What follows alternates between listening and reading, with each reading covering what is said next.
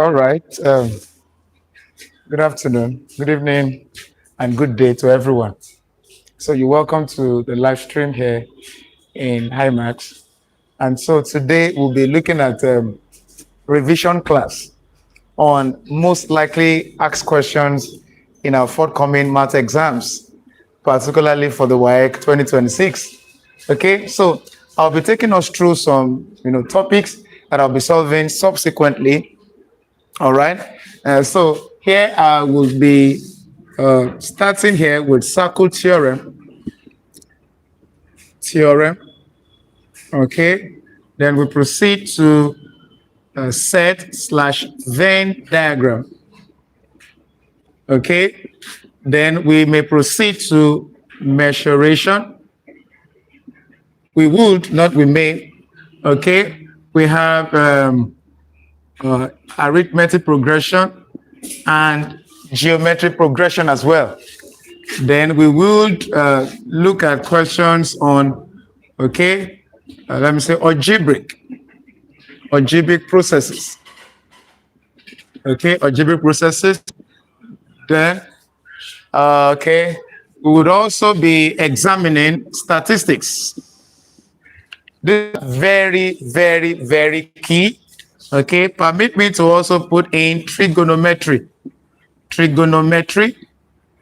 All right, so I'll be taking us through step by step each of these topics, and I would encourage you, to stay through to the very end, and you'll be very glad you did. Okay, so to commence with this circle theorem, I have a question here, and each of the topics, I would be giving us the guide or the theorems, as the case may be, or the principles that governs each one of them. So this is the confidence I want you to have right here, that, you may not, I'm not saying you will have the exact question as I have here, but however, whatever the theorems I'll be giving to you right now here for each of the questions or topics here, please do well to gain mastery in them and adopt them in the exams for tomorrow. So we'll begin with this question here. Now, right away here, we're given a question here, and we're to find angle STU. All right. Now, of course, I would not just go solving this. Okay. It is expedient that I give you the theorems or the principles that govern circle geometry. So very quickly, I'll take us through about 5 theorems. Okay. Then we'll solve this one very, very shortly. Now, the first theorem says when you have a circle and such that you have a diameter. Okay, such that you have a diameter. All right. Now, and you have an angle subtended by that diameter, either towards the side or here. However, now the principle, this theorem tells us that any angle subtended by a semicircle or by a diameter, such angle is 90 degrees. So we have here to be 90 degrees. Okay, this same diameter also subtends an angle here, which we can also conclude to be the same as this. So anytime we find such situations as this, you remember this theorem, that says that angle formed by diameter is 90 degrees. All right, so the next theorem, all right, here we have angles formed at the center. Okay, such as this, or we may have it this way as well. Okay. All right. Now, either these two cases, falls within the same principle or theorems. Now, this theorem says that anytime you have an angle at the center, such as this, here, this angle at the center is said, according to the theorem, to be twice the angles formed at the circumference. Okay, so meaning if I have here to be theta, the theta here represents, however, the angle, then you are sure to have this angle at the center to be twice this. That gives us 2 theta. Simple theorem. Now let's say it applies to this one as well. Angles formed at the center here is twice the angles formed at the circumference. Okay, so if I have here also to be theta, now following that same principles or theorem, then that tells us that here also becomes 2 theta. All right. So I simply paraphrase this story by saying that angles formed at the center of a circle is equal, or rather is twice the angles formed at the circumference. Okay. Now we proceed to another theorem. Now this one tells us here, okay, that anytime you have a cyclic quadrilateral, or so to say a quadrilateral, of course we know that a quadrilateral simply means any plane figure that has four sides. Okay, so we have a four-sided plane figure subtended, okay, or formed enclosed in a circle. Then we refer to this theorem as cyclic, then quadrilateral. Okay, quite very simple to identify. So on that note, the theorem tells us that anytime we have such case as this, it means that the angles facing each other, opposite angles, in that situations, their sum are always or is always 180 degrees. I have here to be A degrees and I have here to be B degrees. Now, because it follows that theorems or principles that says that opposite angles, okay, that are in a cyclic quadrilateral are supplementary. They are supplementary. All right. Okay. So we have here A here added to B to be equal to 180. That's what the theorem says. Okay. The audio. The volume is not set. Okay, I think we need to rectify that. Sorry for the break in transfer. Just rectify that sound. The sound issue. I think it has been fixed now, right? Has it been fixed?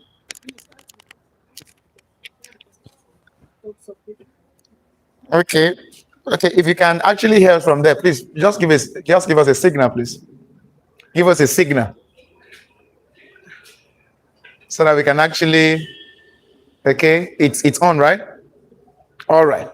Thank you for that feedback. I respect whoever the person is. So here we have to proceed. We're talking about opposite angles in a cyclic quadrilateral. Quite simple and direct. Please learn the theorems right away and just go into the examination of tomorrow. Be confident and adopt those principles.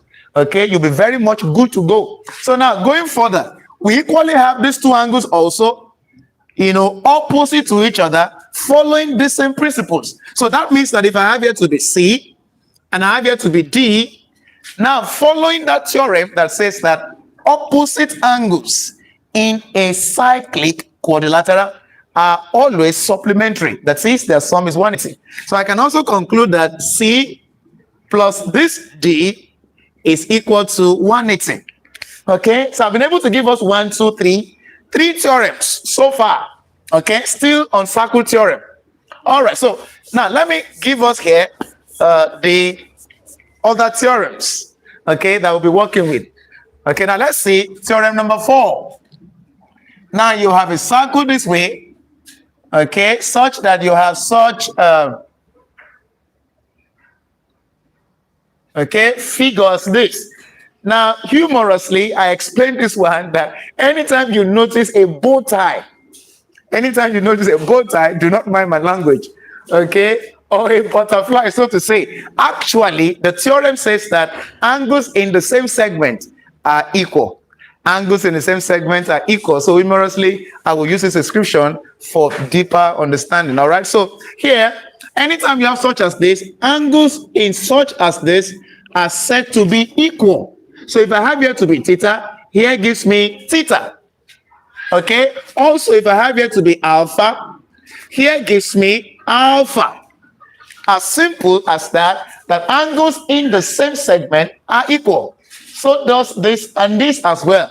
So we'll proceed to the next theorem. Okay. Here, we are dealing with tangent. Of course, you know what we mean by tangent. A tangent is simply a straight line that is drawn externally but touching a point on the circumference. Okay, but if I have the circle this way and the line is drawn without touching it, such is not regarded as a tangent. okay, or you have a straight line passing through the circle, it is not still regarded to as tangent. But in this case, we refer to as a secant.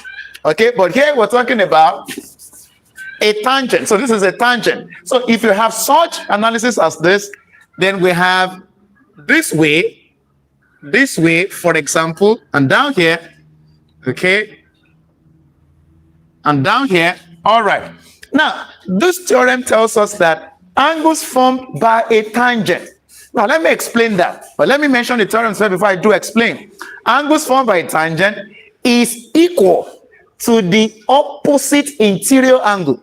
That looks very, very, quite, difficult to understand. But let me break it down here. Now, we have this angle here. Okay, let me name it theta. And also this angle here, let me name it alpha.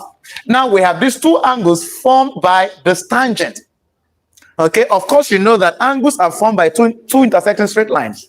Okay, so this angle theta being formed by this tangent and this other line here. So since you notice that, now just go focus on the other line and not the tangent at that time. So this angle theta now is formed by this tangent and this other line. I'm sure we can see what I'm analyzing on the board there. Okay, so you go touch the extreme of that line, okay, as I'm doing here, then you trace however it will lead you to the circumference. If there's an angle peradventure from the circumference, let's see, I think we have one here. Such angle as this is the angle equal to that angle theta. Okay, so now let me do the same thing for this alpha. In the same way, now this alpha is formed by this tangent and of course this straight line here. Now the principle says, or the theorem rather says, that angles formed by a tangent, okay, which we have recognized this to be, is equal to the opposite interior angle. So now let's leave the tangent at this time. Now identify the other line that forms the angle with the tangent, which we have seen to be this. So touch the extreme of that line. Just principle based. Then trace that intersection. If peradventure we have an angle formed at the circumference, which we do here. Okay, so such angle as this is the one equal to the alpha. Simple as that. So now let me stay put to these 5 theorems for the now. As we solve 2 questions, then we proceed to the next topic. All right, so here now we have to find angle STU. That is STU. This angle, let me label it as theta here. Now, thank God we have all the theorems on the board. Okay, all right, so now we have a tangent here. So we'll likely be working with this, okay, because we have such a theorem that has to do with tangent here. Okay, I think we can see, not I think, definitely we have such a cyclic quadrilateral, okay, which is UVRS, is a cyclic quadrilateral. So definitely we would also be adopting this theorem here. Okay, I'm just trying to give us the technical know-how about this. All right, so now let's proceed here. Now we have this angle 36 is equal to this angle here. Okay, I just mentioned something here. This angle here is formed by a tangent and this line. And so I've got the extreme of that line traced to the circumference to be this very angle. So based on that theorem, okay, it is very much right to conclude that here is 36 degrees. So I can say that here it is angle SUT, okay, is equal. Since you're doing it's a theory exams, it's a theory questions. So you don't just give them, you have to write down some analysis. All right, so angle STU, here, will be equal. So how do I explain this angle here? Angle URS. Okay, angle URS. And do not just tell them this. Okay, you need to give them reasons why. So since it is based on this theorem, you simply write here, you write, okay, angles formed by a tangent. That's simply what is expedient of you to do. Then you conclude here, okay, therefore, angle SUT equal to 36. So I've been able to find here, but meanwhile, where we have to find is actually here. Now to proceed further, now we have a cyclic quadrilateral. I think we are following right there. We have a cyclic quadrilateral, which will definitely adopt this principle as well, that says that opposite angles in a cyclilateral are supplementary. That is, their sum is 180. So now here, if you try to erase this line here, okay, and imagine it to be a full cyclic quadrilateral, then we discover that this angle here is such as opposite to 100. Okay, which means that if we do have here to be 100, since you know that their sum is supplementary, that is 180, then here with no doubt shall be 80 degrees. But meanwhile, this is not the angle we have to find. Then I will still have to put this down theoretically. But let me just analyze it first. So I have here as 80, okay, being here opposite. Then I can assume here because they are on a straight line. And of course, you know that angles on a straight line is 180 degrees. So here we have it as 80. Then definitely here also gives us what? 100. Sum of angle on a straight line. All right. Then with no doubt, then we have been able to enclose in a triangle.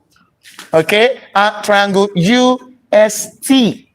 Okay, we know this as the fundamental principles in mathematics, that in a triangle, okay, and as well on a straight line, some of the angles are 180. All right, so we may now proceed to say, on that note, we can say that, okay, angle from triangle, let me refer to this place here, from triangle UST.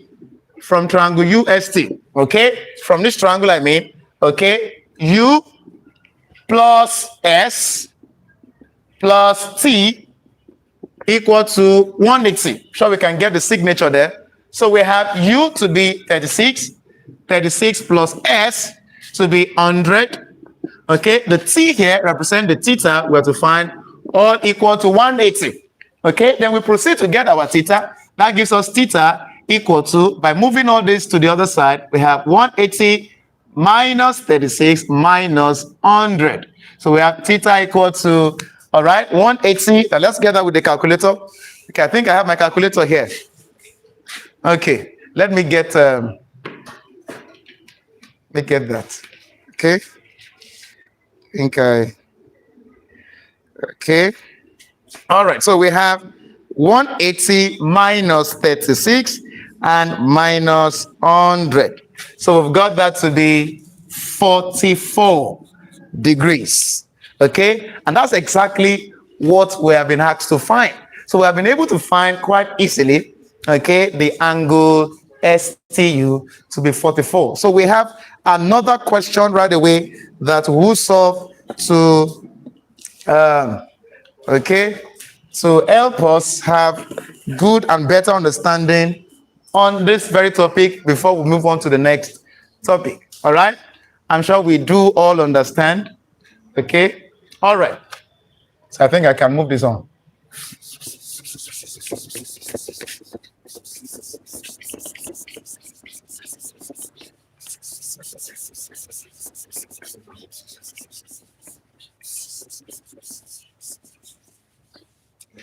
Okay, I think I should leave the theorems. All right, so we have another question. Now, this will be the very last question on circle theorem. While I still leave the theorems right there, okay, we have this one this time, a circle. Okay, we have a straight line passing through, which I referred to the other time as secant, but that's not the point for now. We have this, okay.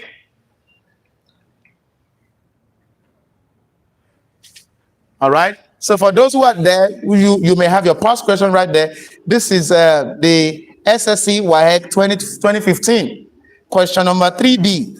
Okay, you may find it and follow us right away from there. So we have this line as well. Okay, then another intersecting line. Okay, so the angles we have 74 degrees, 68. 68, and we have 40. Okay, here we have TP, Q, U, then R, then S, then O here, Okay, I think that's all for the question. And we have to find angle PRS. We have to find angle PRS, all right? Now, while we have the theorems still retained by the very side here, okay, we go on solving this question and working based on these principles as we have. Now, let's see what we've got here. To find angle PSR, PSR. So that means we have to find the whole of this angle together. Okay, PRS, I mean. PRS,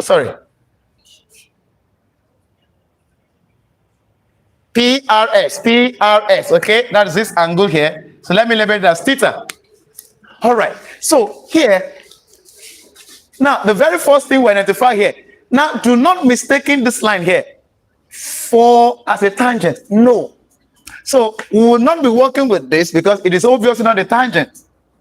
All right, it's not, okay. I think we have a side collateral there. We have a cyclic collateral there that is labeled PQRS. Yes. Now, which of the terms do we have as well? Do we have a diameter here? We do not have a diameter here, according to the question. So we may not be working with this. We would definitely not be working with this as well as this because we do not have them feasible there. Do we have such as this that are humorously referred to as a butterfly, a bow tie? I think we do. Okay, we've got that here. So we would definitely be working with this. So let me just give a thumbs up to this for the now. So you will be working with that. I would also be working with this because we have a cyclic quadrilateral within this figure. We do not have this as well. Okay, so now let's see how to proceed here. Now, moving directly. Okay, so to find angle theta here, we have this angle here. This angle here, of course, you know that this angle and 74, they are both on a straight line. And sum of angle on a straight line is 180. So if I have here to be 74, that means that I will have this one to be 116. 116, okay? Okay, no, sorry. 106. Okay, so that becomes 106 plus 74. That gives us 180. Okay, now here also I have here being on a straight line with 68. Okay, so if I sum this up together with 768, I should have here. So if I take 68 out of 180, so I should have here alone. Okay, I should have here alone. So that gives us 180. Now from this we have it to be okay. So I have 180 minus 68. Now we've got it to be 112 degrees. 112 degrees. Now on that note, remember it is here we have to find. Now we're just still going around within the theorems based on this here. And we notice that this angle here, 112, is directly opposite here. Now, based on this theorem that says that opposite angles in a cyclic collateral is supplementary. So I can say that 112 together with this angle here gives me 180. Okay, so now here, and we have here already to be 40. So that means I can say here that 112 plus 40, okay, from 180 gives us 28. So we have this other side here to be 28 degrees. 28 degrees, okay? Now, that makes these two together to be 68. So how then do we go about this place here? Now, notice here, now let's not get back to this theorem here. That says that angles in the same segment are what? Supplementary. Okay, you have here to be theta. It gives us here to be theta as well. Alpha, alpha. Now, how does it apply here? Notice we have such theorems here. So if here has been gotten as 28, it means that here also should be 28 degrees. Yes, based on that theorem. Alpha, alpha, theta, theta. Okay, here has been gotten as 28. And we just got here also to be 106. And that tells us, following the same theorem, that angles facing each other in a cyclic quadrilateral. So finally, we conclude by saying that this angle 106 together with these angles being, opposite, now should sum up to 180. So I can say that 106, okay, together plus theta. We need to give the reason here, okay? Cyclic quadrilateral. Quadrilateral. Okay, that's the reason. Now, if the sum was because they're in a triangle, then you should have sum of angle in a triangle. If the sum was 180 because on a straight line, you should have straight line here. So their sum is 180 because they are opposite angles in a cyclic quadrilateral. So here we have theta right away to be 180 minus, moving this to the other side, minus 106 minus 28. So we've got theta to be equal. Now let's see what we've got there on the calculator. Okay, quite interesting and direct. 180 minus 106 minus 28. So we've got theta to be 46 degrees. Okay, quite easily done. Okay, we've been able to find our required angle PRS, which I labeled to be theta as 46 degrees. Okay, it's as simple as that. Okay, so now what you need to do while we move to the next topic is go learn each of these theorems that I've been able to put up for you and see how they apply to questions, okay, on circuit theorem. All right, you would definitely find them tomorrow. So master it tonight, and you would appreciate us by the grace of God. You'll be glad you did. You'll be glad you actually stayed over this, the class tonight. All right, so we move on to the next class. So I think I can erase this. I'm done with this now.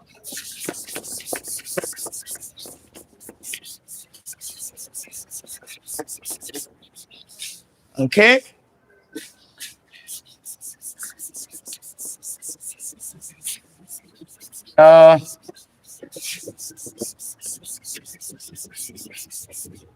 Move on to the next, very next class, and that's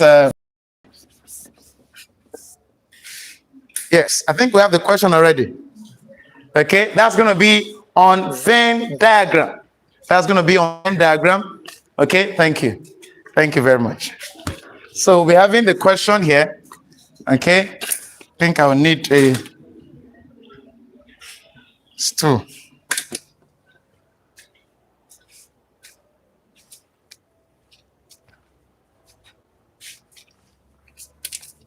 Okay, thank you. All right, thank you.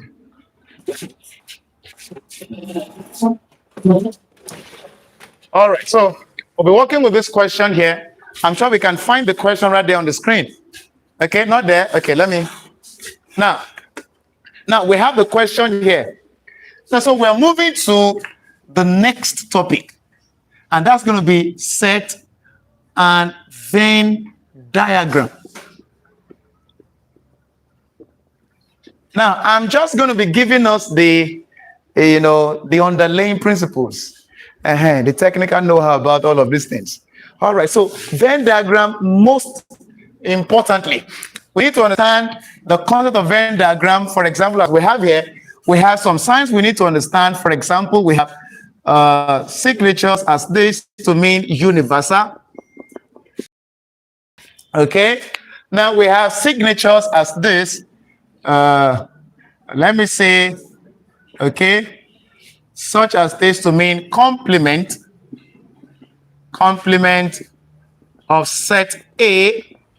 Okay, we have such as this to mean intersection. So, okay, symbol as this to mean union. All right, then we also have symbols as this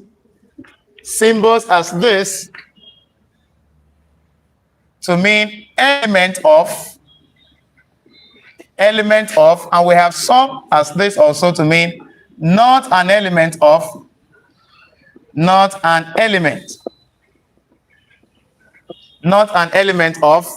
okay. Now we also have okay, this can be either this or this signature. can also be this, or let me put it better. We can actually have it as A prime or A superscript C to mean complement of a given set. All right. Now, here, basically, I would be working on Venn diagram as we have here. Okay. And it is important to understand that in Venn diagram, the universal sets are represented as a rectangular shape. Rectangular shape, okay, with the symbol as I gave to us here, either this or this, the universal, that is the overall number of elements. Then we may also have such as this. Anyway, we have such a number of them, but I may not want to, exhaust them now for the sake of time. This one means number of elements contained in set A. Okay, number of elements contained. This signature here means the number of elements you have there, but the A itself means a subset. Is a subset of the universal. Okay. Now moving to this question directly here. Now the question says a number of choices of means of travel. Two-thirds said that they traveled by road. All right. 13/30 said by air, and 4/15 by both air and road. If 20 tourists did not travel by air or road, represent the information on a Venn diagram. Okay, and so how many tourists were interviewed and how many tourists traveled by air only. All right. Now, the first thing you will need to identify is how many subsets do we have in the question? How many subsets? Okay, subset. How do I mean by subset? Now we're talking about tourists. Then how many of the means, okay, do they have engaged? We have search by air. Okay, that's one of the subsets. We have another one by road. That's another subset. I guess we do not have any other means here. Okay, I'm sure we are following right there. Air and by road. Yes. So we have, that means like here, we are working with two subsets that represent a circular shape. Now, follow my principles. I'm just giving us the principles, the guide. If you learn the principle right here, you will be able to solve any questions whatsoever on each of those, questions or topics. All right. So here, I've been able to identify two subsets. Perhaps I'll be solving three subsets shortly after now so that we can have knowledge of both of them. Now, the first thing is this. The tourists, the universal number of people we do not have. As a matter of fact, we have to find them here. So let the universal number of people be X. So assuming X number of people were involved in the sampling. All right. So here we have this one to be labeled as A, root, R. And let's go into the mathematics. Now, so let me give us a breakdown here. Now, quite a direct way. Now look here. Now we have the section for the air, and we have the segment also for the road. Look at this one. Now, the whole circle of this represents elements that are in the air. But meanwhile, we have two segments here, even within the air. So that means that now the whole of this segment here represent those who are by the means of the air. But here alone, okay, this segment alone here now interpret the air only. Now, while here, being part of this air are those who travel by both air and the road. So does this one too. So the whole of this segment here represent the road. But this segment alone here represent road only. So if you are talking about only, then that talks about the specific that is feasible to that subset alone. So we have here to be the road only, here also to be the air and the road. In some questions, you may be told that there are some individuals who would neither travel by either of them. As we have here, if 20 tourists did not travel by either. So that means if we have such interpretation, it means that those people are those within the four walls of the universal, but not engaged in the sampling experiment. So you put them, on the outside. All right. But I'll give us the set interpretation to those ones here.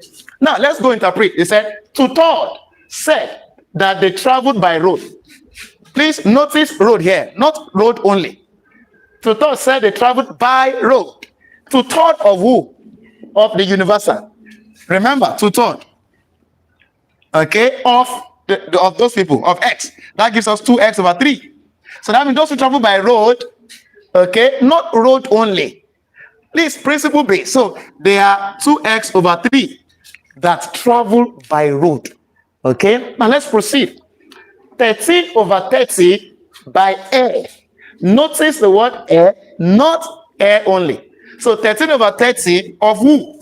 Of the universal. 13 over 30 of the other, of the whole universal. That gives us 13x over 30 are those who travel by air. All right. So we have 13x over 30. Now, what else? Now let's proceed. And 4 over 5 by both air and road. 4 over 5 went by both. Okay, 4 over 5. So we've got 4 over 5 of those universal. That gives us 4x over 5. So we've got here to be 4x over 5 to be those who travel. Okay, 4 over 15. Okay, sorry, pardon. 4 over 15 here to travel, all right, by both air and the road. All right, so haven't done that. Then the rest is now just pure analysis. Pure analysis. How do you go about it? Then you begin to analyze. Now we conclude, okay, that the universal becomes those who travel by air only, added together with those who travel by road only, added together by those who travel by both air and road, okay? Both air and road is written in set as A intersection R. As I did explain to us here, okay? Then, of course, we have some individuals who are not even concerned with the air nor with the road. So we refer to them as this. We say A union road. Complement. Okay? Now, these are people that are outside the 4 walls of the subset. Okay? You say the union of the 2 subsets.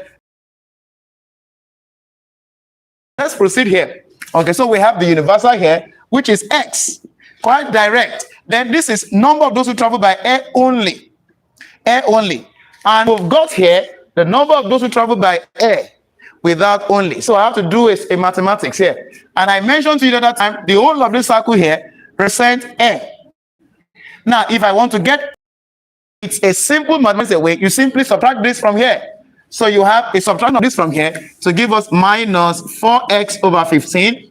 Okay, that gives me air only. Now, if I care to know the road only as well, I subtract this from here, it becomes minus 4x over 15. Okay, so I've been able to get their distinct jurisdiction sampling. Okay, air only, both air and road. Road only, neither air nor road. And those are the things we've got here. So we'll proceed. Number of those who travel by air only.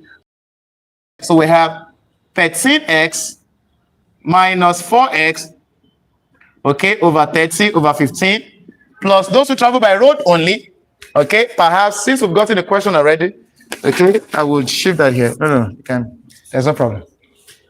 All right, so I should get them distinctly. Perhaps I should get those who travel by air only. Okay, first, let me shorten them here. So I have air only becomes 13x over 30 minus 4x over 15. So let me analyze this first. Okay, we've got the LCM to be 30. 30 in 30, that's 1.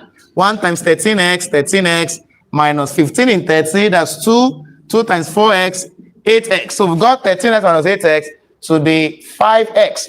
So we have 5x over 30. Of course, you've been able to get this to be those who travel by air only. Of course, you know that this can actually go to become x over 6. Okay, now let me proceed to also get those who travel by road only with the same principle I have.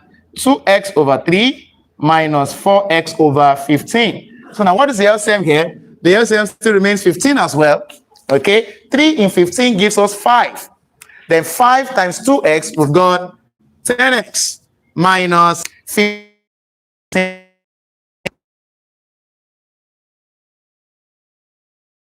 Those who travel by road only, we've got, okay, 2x travel by both air and road, here, we've got it to be 4x over, so the LCM all through here will be 30. So the LCM all through here will be 30. Okay, 6 in 30, that's 5. 5 times x. 5x. Okay, 15 in 30, 2. 2 times 4x, 8x. Okay, 1 in 30, 30. 30 times 600. Okay, all right. So what's the next thing? Cross multiply. We're looking for x. All right, we'll cross multiply 30 times x. We've got 30x to be equal to 5x plus 12x plus 8x plus 600. Okay, quite interesting and direct. So we connect like that.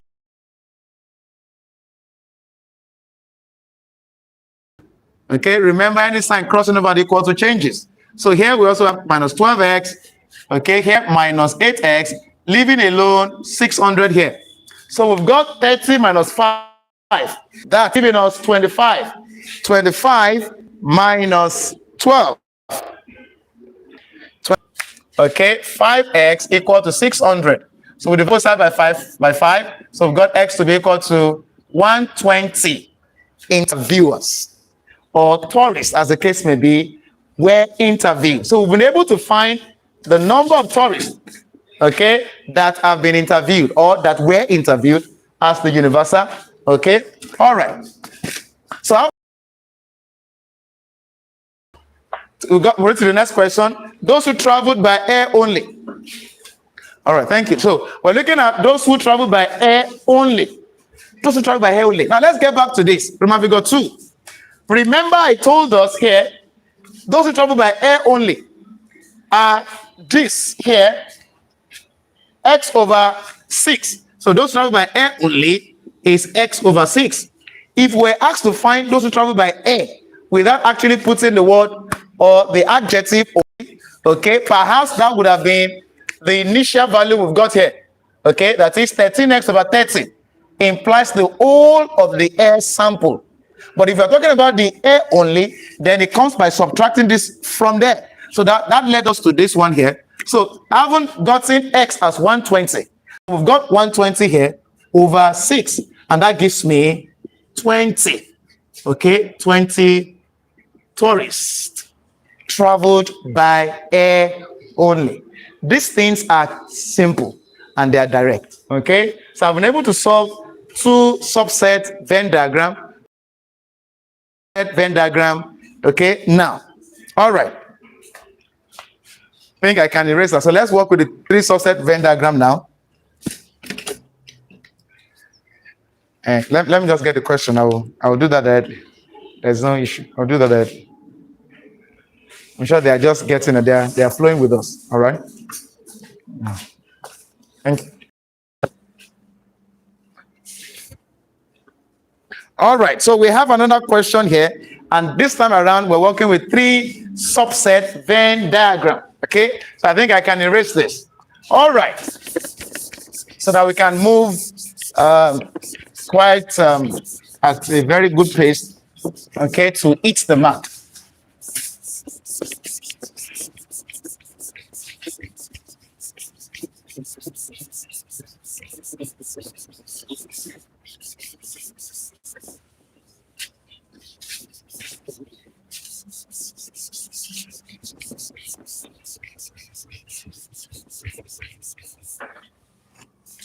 All right, so here we have 3 subsets here. I'm going to give us a diagram on the board right here.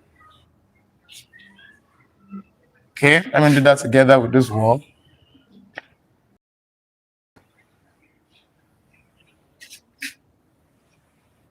Okay, we've got here to be P, Q, and R.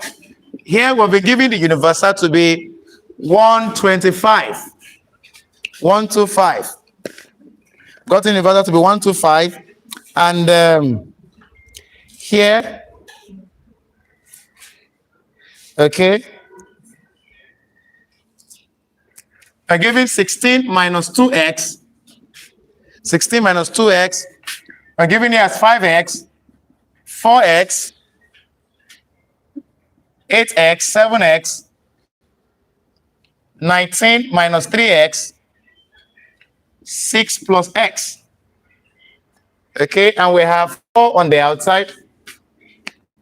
All right, so while I read the question to us, in the Venn diagram right on the board, PQ are a subset of the universal with set U. If the universal is 125, find the value of x. We have to find the value of x. We have to find the value of x. So now here, how do we go about finding the value of x here? We need to understand the jurisdiction of this question. If the whole of this circle here, okay, here represent that of P, here represent that of Q, and here represent that of R. Now, I need to understand if this 8x is actually for the P intersection R only, or just P intersection R. That is, 4x needs to be subtracted from here. Now, this is what I mean. 8x here implies this.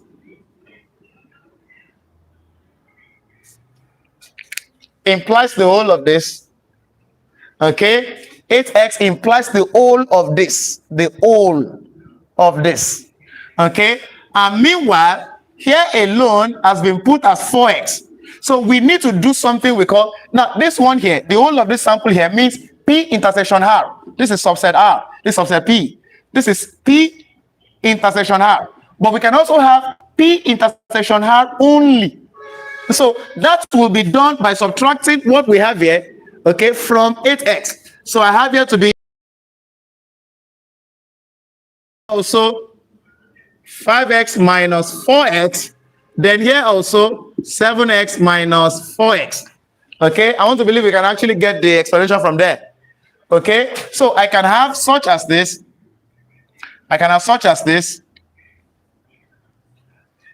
Okay, let me do that directly. 8x minus 4x, that gives me 4x. So I have here to be 4x. Okay, 5x minus 4x, that gives me x. 7x minus 4x, that gives me 3x. Okay, then we also proceed. Now I've been able to get them exactly now. So the 4x here now does not interpret the whole of this anymore. It interprets here alone. All right. 3x here also do not interpret all of this anymore. It interprets here alone. All right. This x, of course, do not interpret all of this. It interprets here alone. Okay. So now I need to get here alone also. The P. So how do I get the P? Now to get the P alone becomes this circle, which is this, subtracting this, this, and this. That gives you here alone. Okay, so I've got that to be 16 minus 2x. Okay, subtracting this also, subtracting this as well. Okay, so I've got that to be minus 2x minus x. That's minus 3x. Minus 3x minus 4x minus 7x. Minus 7x minus 4x minus 11x. So I've got that to be 16 minus 11x. To be the P. Okay, I've just added this together. 2, 1, 3. Okay, that's 7, 11. So we've got minus 11x and the 16 here. So now let's get those who are for Q only as well. Now, this 6 plus x here actually implies all of this. Okay, implies all of this. So we need to subtract this, this, and this from there. So we've got 6 plus x minus x minus 4x minus 3x. Okay, this gives us 0. Minus 4x minus 3x, that gives us minus 7. So we've got 6 minus 7x. Now let's also proceed to those who, the number of elements in R only, that gives us 19 minus 3x. To subtract 3, then we can have this element, this jurisdiction alone. So we're talking about those who, this signature here means number of elements only in that given set R. So we've got that to be subtracting 4x from there. Okay, also 4x and also 3x. So let's see what we've got there. 3x minus this 4x, that gives us minus 7x. Minus 7x minus 4x minus 11x. Minus 11x minus 3x minus 14x. So we've got 19 minus 14x, all right? Now, then I can proceed to the formula I gave us initially as universal set to be equal to number of elements in P only plus that of R only plus that of Q only, okay, plus that of P and Q only, P intersection Q only, plus that of Q and R only, Q and R only, plus here R and P only. Then of course those in the middle, P intersection Q intersection R. Then plus those who are not involved in, the three subsets. Now I wrote them to be P union Q union R or complement. Okay. All right. So we have the universal here to be 1, 2, 5, as we're given here. Now number of elements in P only. We just got that here to be 16 minus 11x. 16 minus 11x plus those in R only. 19 minus 4x. 19 minus 4x. Oh, sorry, 19 minus 14x. Minus 14x. And those in Q only. We've got that to be 6 minus 7x. 6 minus 7x. Okay. Then P and Q. P intersection Q. That's x. Q intersection R. That's 3x. R intersection P. That's 4x. Okay. P intersection Q intersection R. 4x. Then with those outside as 4. So we have 1, 2, 5 all equal to. So we sum this up very quickly and we see what we have got there. Okay, now let me add up the constants first. 16 plus 19 plus 6 plus 4. So we've got 45. Okay, 16 plus 6. Then we've got here 11 minus 11 minus 14. Then minus 7, okay, plus 1, okay, plus 3, plus 4, then plus 4. So we've got that to be minus 20x, okay, minus 20x. So what do we do next? Collect like terms. So let me bring the 20x on this side. 45, okay, minus 125, okay, this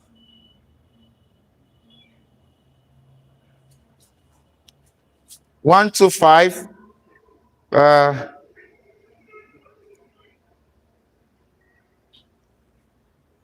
16. I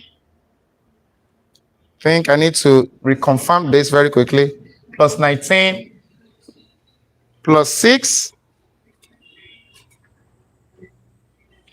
plus 4, 45.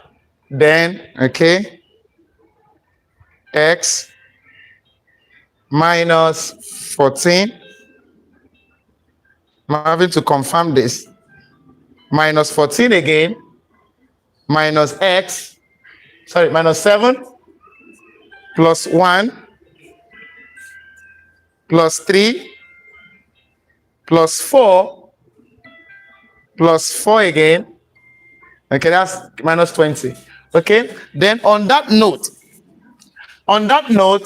perhaps the initial values had been given us as the exact sample space, okay, rather than what I did by subtracting it. Perhaps. All right, because there wasn't any question as regard that, no information regard that. That's actually 2014 question number 9. 2014 question number 9. Okay. All right. I think I'm having to. Okay, maybe I should get back to without subtracting it. Here we have 8x, 8x, here 5x, here 7x, back to the initial value. Okay, now perhaps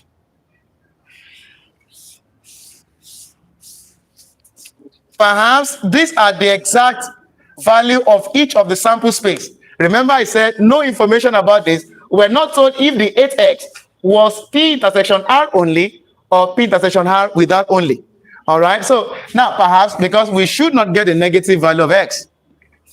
Now using that sample then, 16 minus 2x, okay, for P only, then Q only should be 6 plus x, then R only 19 minus 3x, without having to subtract any. So going back to the same formula. So you're going to be using the same formula. So I have now P 16 minus 2x. R, okay, 19 minus 3x. 19 minus 3x. Q, that's 6 plus x. And of course, P intersection Q. P intersection Q, that's 5x. Okay, 5x plus Q intersection R, that's 7x. Okay, R intersection P, that's 8x. And of course, P intersection Q intersection R, that gives us 4x plus those who are outside.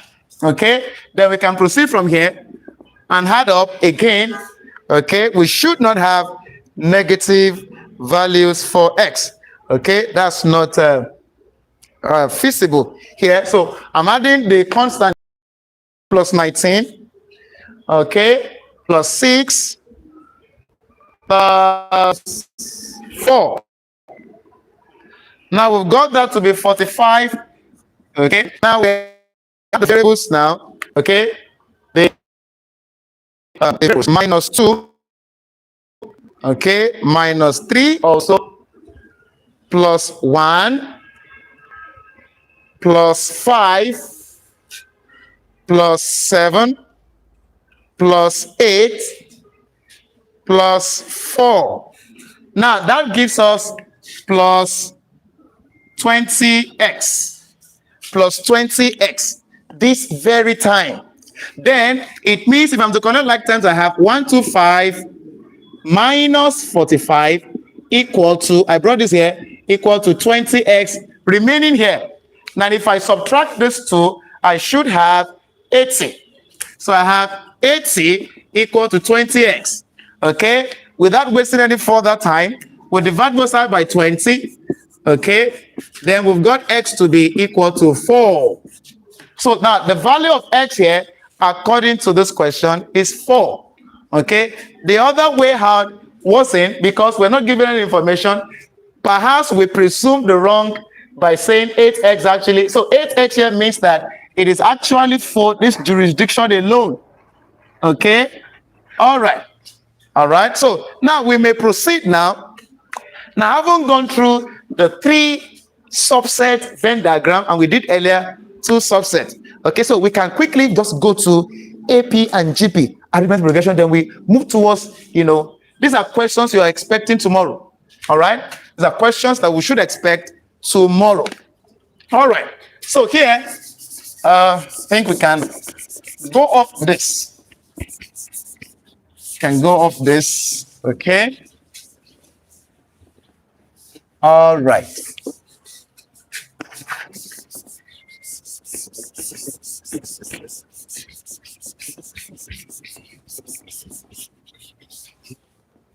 Now we move on to the next one, arithmetic progression and a geometric progression. Expect every bit of what I've been talking about so far today. All right? You will definitely have them tomorrow. All right, so now moving straight without any waste of time.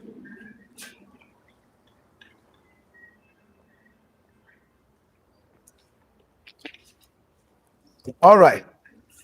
So the very first one here, okay, AP represents arithmetic progression. Okay, arithmetic progression. Now let me do a dissection of this segment and I do that of geometric progression here, then I solve one or two examples, then we'll be sure to, we'll be good to go.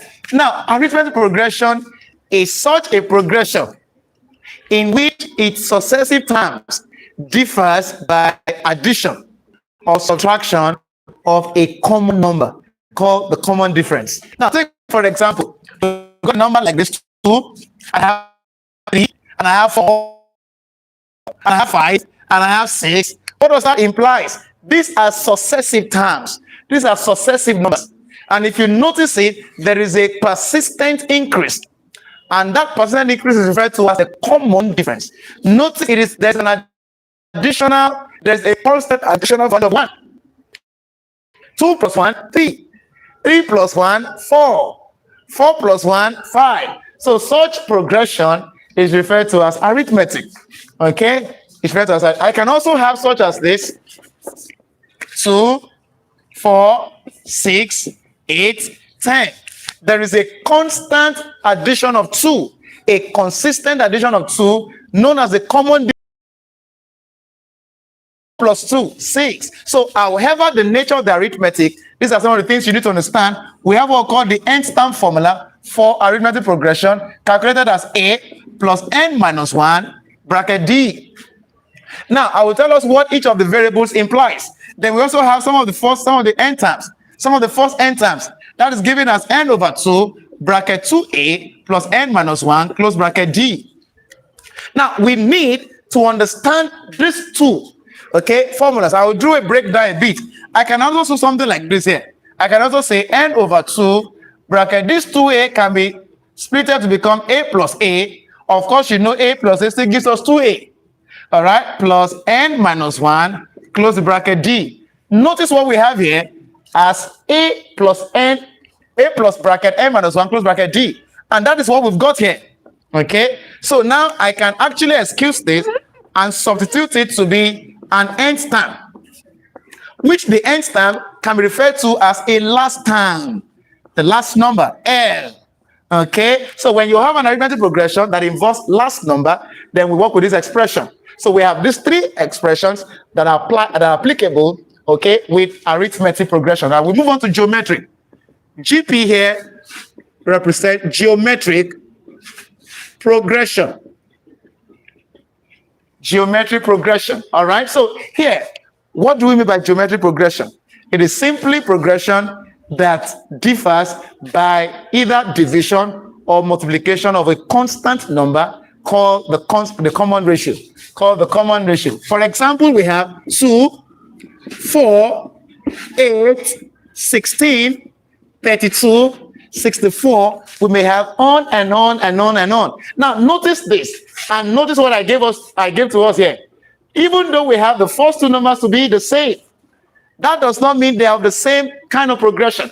Here we notice a consistent multiplication, rather than here we have it as a consistent addition. So if you have it consistently by addition or by subtraction, we've got that to be arithmetic progression.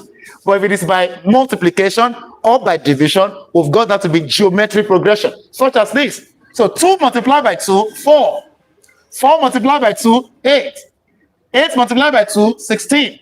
16 multiplied by 2, 32. 32 multiplied by 2, 64. And on and on and on like that. So we have the nth term formula, which means I can get this number, I can get any number on this progression as to any length, as possible. So the nth term gives us AR raised by n minus 1. Okay, let me make it bolder. AR raised by n minus 1. All right, so permit me here, where A is the first term, D is the common difference.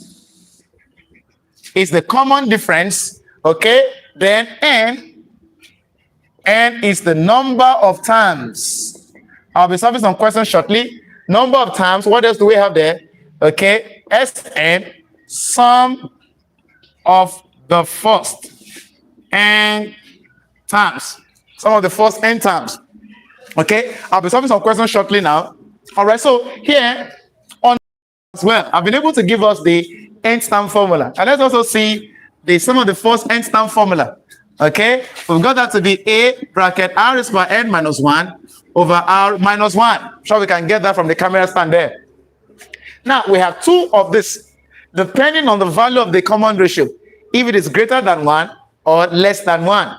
Now, in such as this, the common ratio here implies it is greater than 1. But if it is that less than 1, we simply have the formula reversed as this. A bracket 1 minus R is by N, okay, over 1 minus R. Notice the difference here, though the same. Now here, it means that the common ratio here is such that it's less than 1. Here, the common ratio is such that it's greater than 1. Okay, now for the sake of it here, let me work with the one here greater than 1.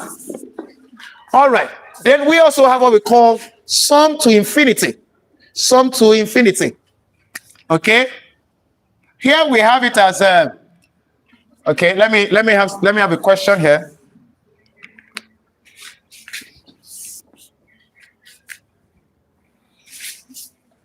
Sum to infinity equal to A over 1 minus R.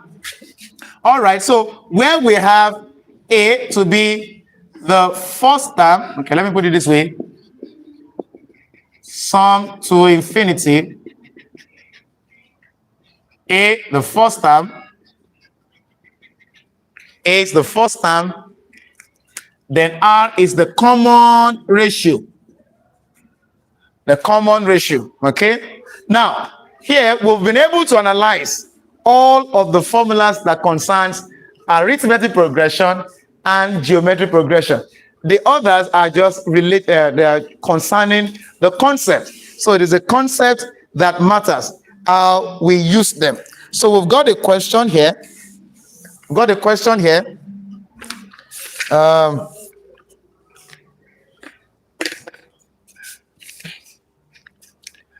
Okay.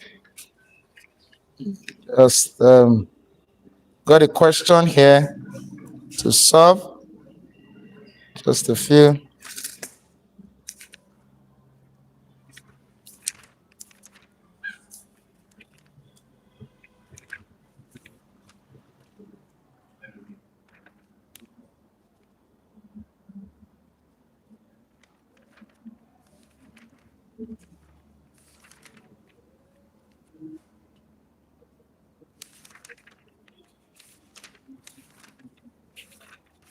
Okay, 2015. Question number 9. Right. Okay, here we have 2015 question number 9. Permit me, I would not be writing the questions on the board. I will just have them analyzed here. So while I read, now please pay attention. Here, we're given that the first term of an AP is minus 8. I'm reading the question and analyzing at the same time. First term. Now, however the type of the progression, first term represents A, or it's denoted as A. So first term being equal to A or equal to T1 as the case may be, but according to the question here, we're given the first term as minus 8. Okay? And if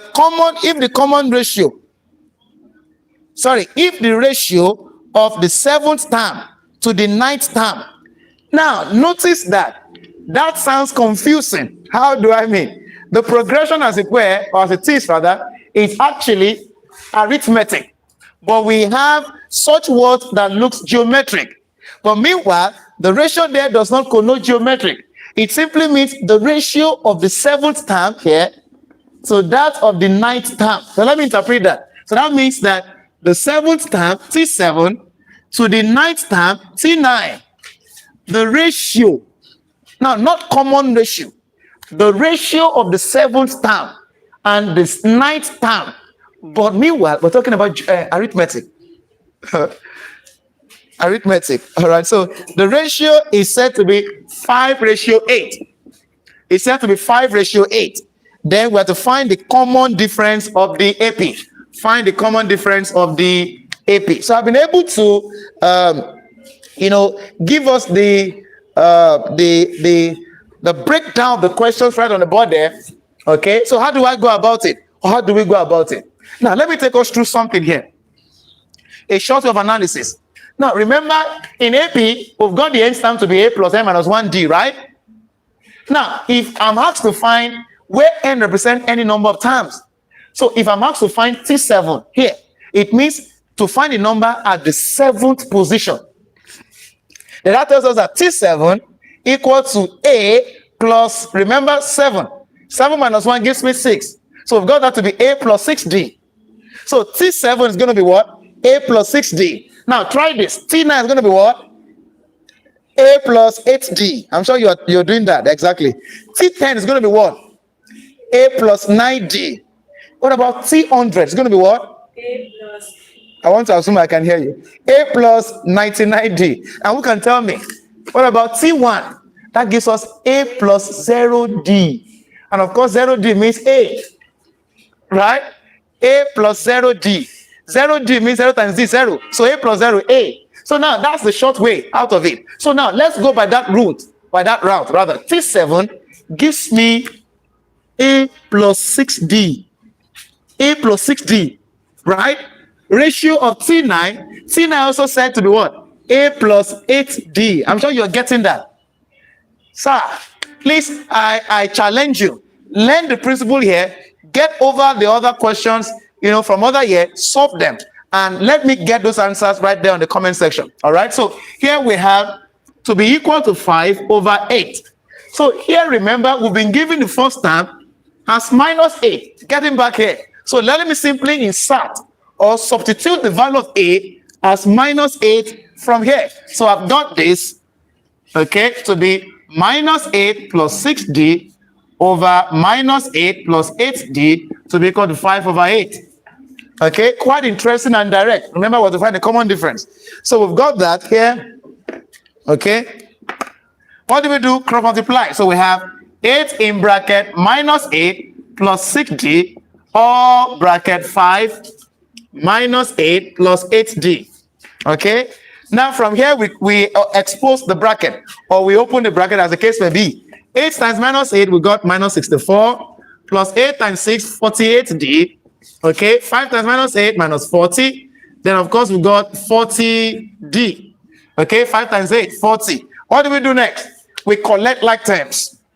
What exactly? Okay, all right, we collect like terms. Now, how do we go about it? Now, let the common difference be on this side here. So we've got 48D. 48D, what other D do we have there? Okay, it comes minus 40D equal to, do we have another D there? I do not think so. So let's go to the constant. Equal to minus 40. Okay, while this one goes to the other side to become plus 64. Plus 64. Okay, I'm sure we can get that there. So 48D minus 40D, that gives me 8D equal to minus 40 plus 64. That gives me plus 24. Plus 24. Right? And so from there, we get D by dividing both sides by 8.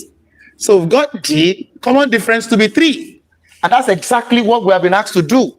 Okay? We've got the common difference D to be 3. Perhaps I solve one question on AP and GP and I proceed to statistics, which you need to pay attention to. Okay?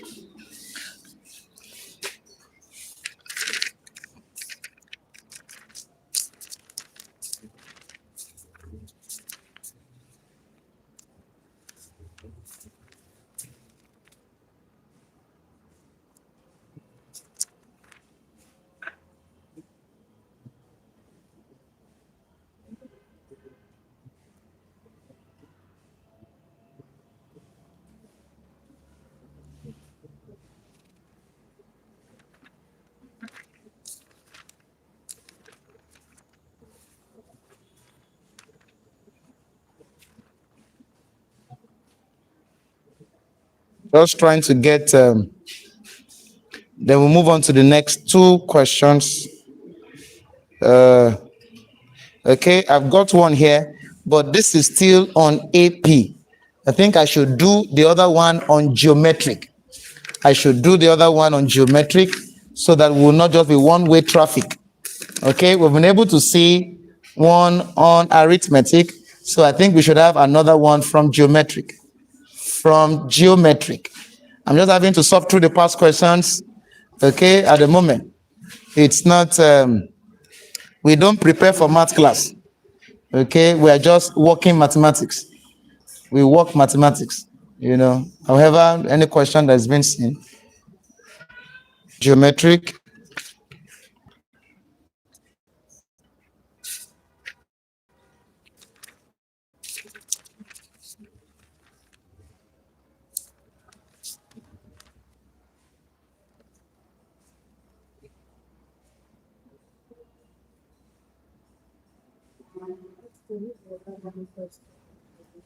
Okay, so I've got a question here.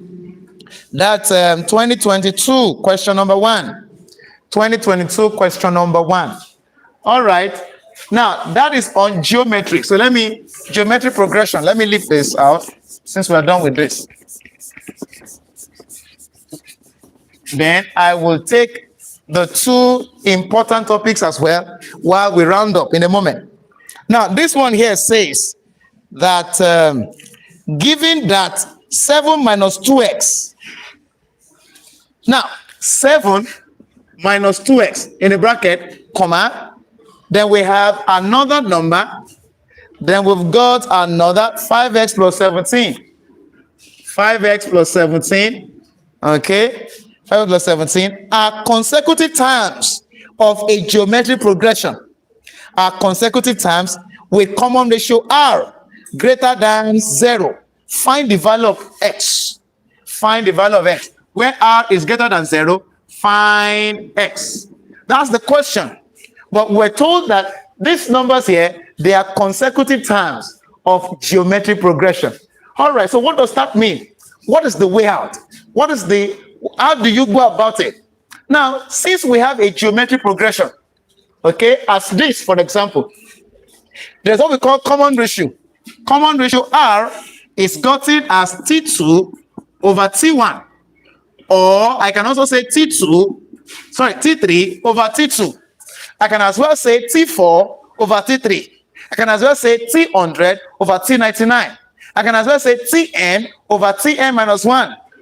All right, so here, since we agreed this to be consecutive geometric terms, that tells me that exactly as we have here, 4 over 2 gives us the same number as 8 over 4. Gives us the same thing as 16 over 8.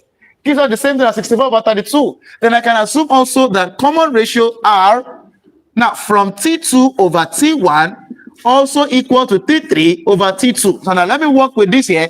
Now, knowing that the T2 is 9, T1, the first term, here, second, third. The first term gives us 7 minus 2x, all equal to the T3, that's the third term, that's 5x plus 17, over T2, that's 9. So what do we do? Now, this will definitely or eventually does a quadratic equation. But let's see, let's multiply. We've got 9 times 9, 81. Okay, we have 7 minus 2x, all multiplied by 5x plus 17. So we've got this to expand as well. All right, so we have 81 equal to 7 times 5x, 35x, plus 7 times 17, 70 plus 49. Okay, that's 119. Okay. All right. Now, minus 2x minus times 5x, that's minus 10x squared, minus 2x, that's minus 34x. So that leads us to quadratic. All right, like I said earlier. So I rearrange it until it looks quadratic. Bringing the x squared to this side, we have minus 10x squared here. It becomes 10x squared. Okay. Now, what follows x squared is the x. So remember, we are bringing them to this side.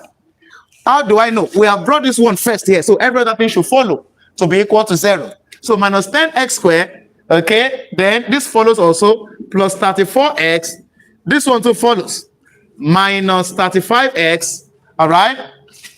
Then here, minus 119. Of course, this one too should go back to the other side there. Minus 81. So we've got 10x squared. All right. Here, we have minus x. So here, we've got minus 119 plus 81, 0. Okay, 0, 2. All right. 90, that's 200. So we've got that to be 200 minus 200, all equal to 0. All right. So we have been able to arrive at a quadratic expression. Now, the way out, the means of getting the value of x is left to the student. You may work with factorization method if possible. You can also work with formula method if possible, or you may even do completing the square method if possible, if you're familiar with that procedure. But I would advise you in such a case, you use the formula method. It is direct, because there are some cases where factorization method may not go. So rather than wasting the time and discovering that it may not go, just go with formula method. Okay, that flows with whatever type, any type of quadratic equation. So now moving further from here, we've got this. So we can say that the A, of course, the quadratic equation looks this way: ax squared plus bx plus c all equal to 0. Now, where A is the first coefficient, so let me bring those out. A is equal to 10, B is equal to -1, then C equal to -200. Okay? Then remember that formula method states that minus B plus or minus square root of B squared minus 4AC over 2A. All right? So now we've got that. Okay? Moving further, to be equal to, okay, let me substitute those values one after the other. B here is set to be -1 plus or minus B squared, okay, B squared minus 1 squared minus 4, okay, times A. A is what? 10 multiplied by C minus 200 all over 2A.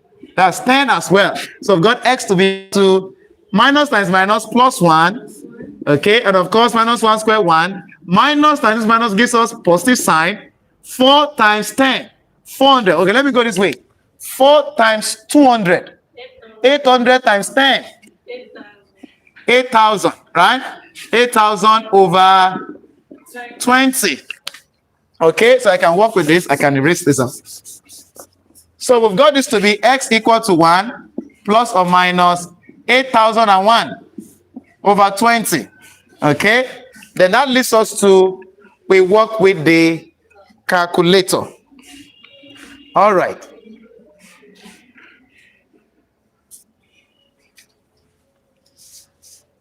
I want to believe I do not have any error. I'm bringing all these things here. So minus 81 is here. I noticed. Okay, because I'm having to bring all these numbers here. Okay, and so here, if they're all coming here, 81 should retain the positive sign here. 81 should retain positive sign. So I made an error. Okay, on that note, it should be plus 81, while 119 becomes minus. They are all coming here, so it is expedient for 119 to become minus. But 81 should retain its positive sign. I knew that from here, by my experience and in mathematics. Okay, so permit me that error. All right, so here I've got to reverse that. My 119, okay, we've got that to be minus 38, minus 38. Minus 38, minus 38, okay? So that tells us that the C back should be rechecked as minus 38. Minus 38, I think that's just the only thing, okay? So minus and minus gives us a positive sign. 40 times 38. 40 times 38. 40 times 38. We've got that to be 1520. So we've got the summation here to be 1521. 1521. So here plus 1, 1521. Okay. Now the square root 1521 gives us 39. Yes, this is the actual demonstration. So we have it to be 1 plus or minus square root of this together gives us 39 over 20. Then at this junction, at this point, what you do is you split the signs here. We've got this 1 plus, you take the positive sign there first, plus 39 over 20, or you take the number 1, the sign 2 below, 1 minus 39 over 20. So we have x equal to 40 over 20. And let's do that directly. 2. 1 minus 39 minus 38 over 20. Now, this gives us negative value. Notice the instruction here, where r is greater than 0, lesser than 0. So we'll negate this. So therefore, the value of x is equal to 2. Okay, quite easily done. So for the sake of time, we proceed to mensuration. Solve one examples by the grace of God, one example that are producing statistics. All right. So I haven't done those two. All right, with the other ones I've done, okay, among several others that we may have. But what I've solved for us are mostly asked questions that you should expect tomorrow. Okay, if I were you, shortly after this class, I would get my past questions, before I actually go to bed, and ensure that I solve questions on each of those topics that we've been talking about, so far in the class today, and expect them, okay, in your exams tomorrow. All right. So we proceed to mensuration, mensuration, mensuration, or perhaps I take statistics. Okay.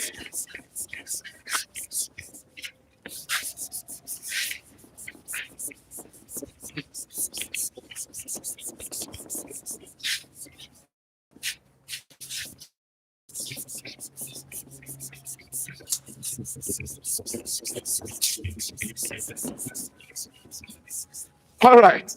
So we go to mensuration, right? Mensuration.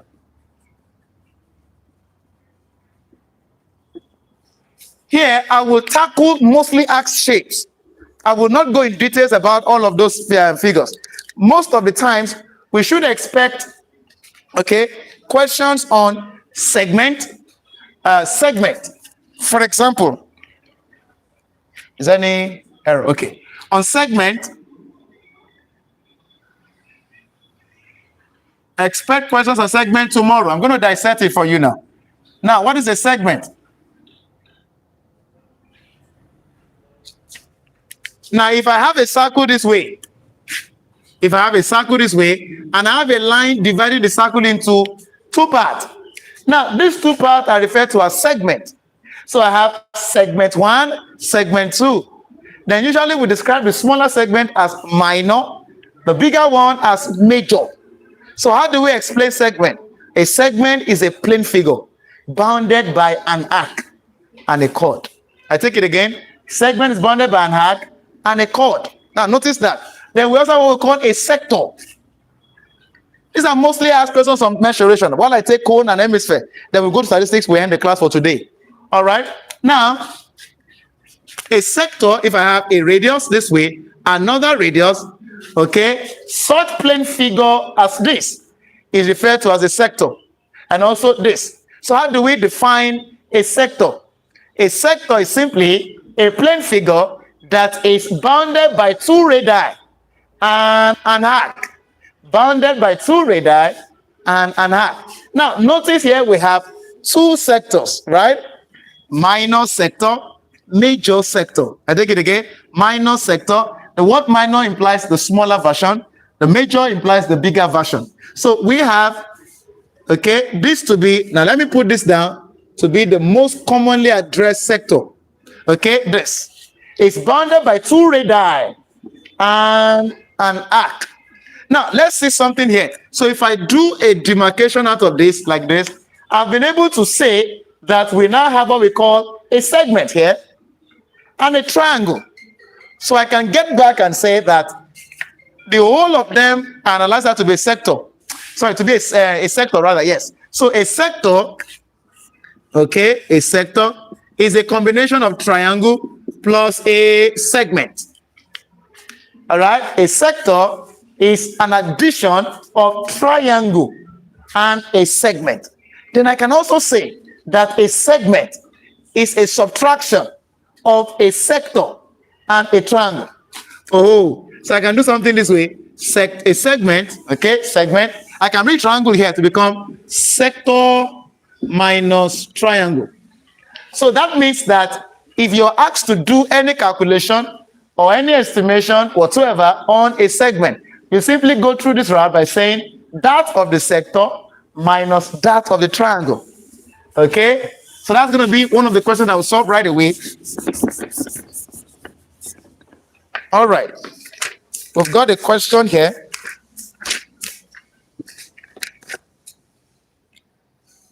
Okay.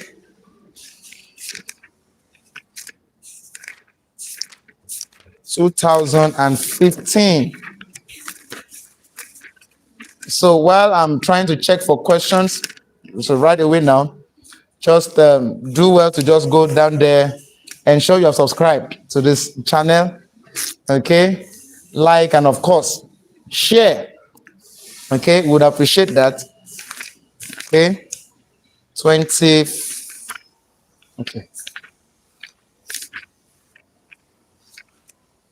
2015, question number 12. Okay, we're gonna come back to this one. This is 2012. 2012. 2012, question number 13B.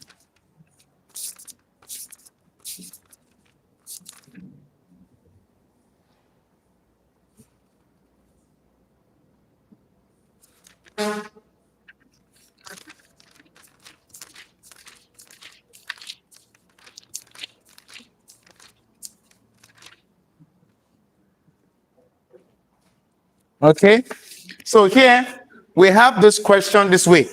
So let me use it from here. Let me use the same question. We've got it this way.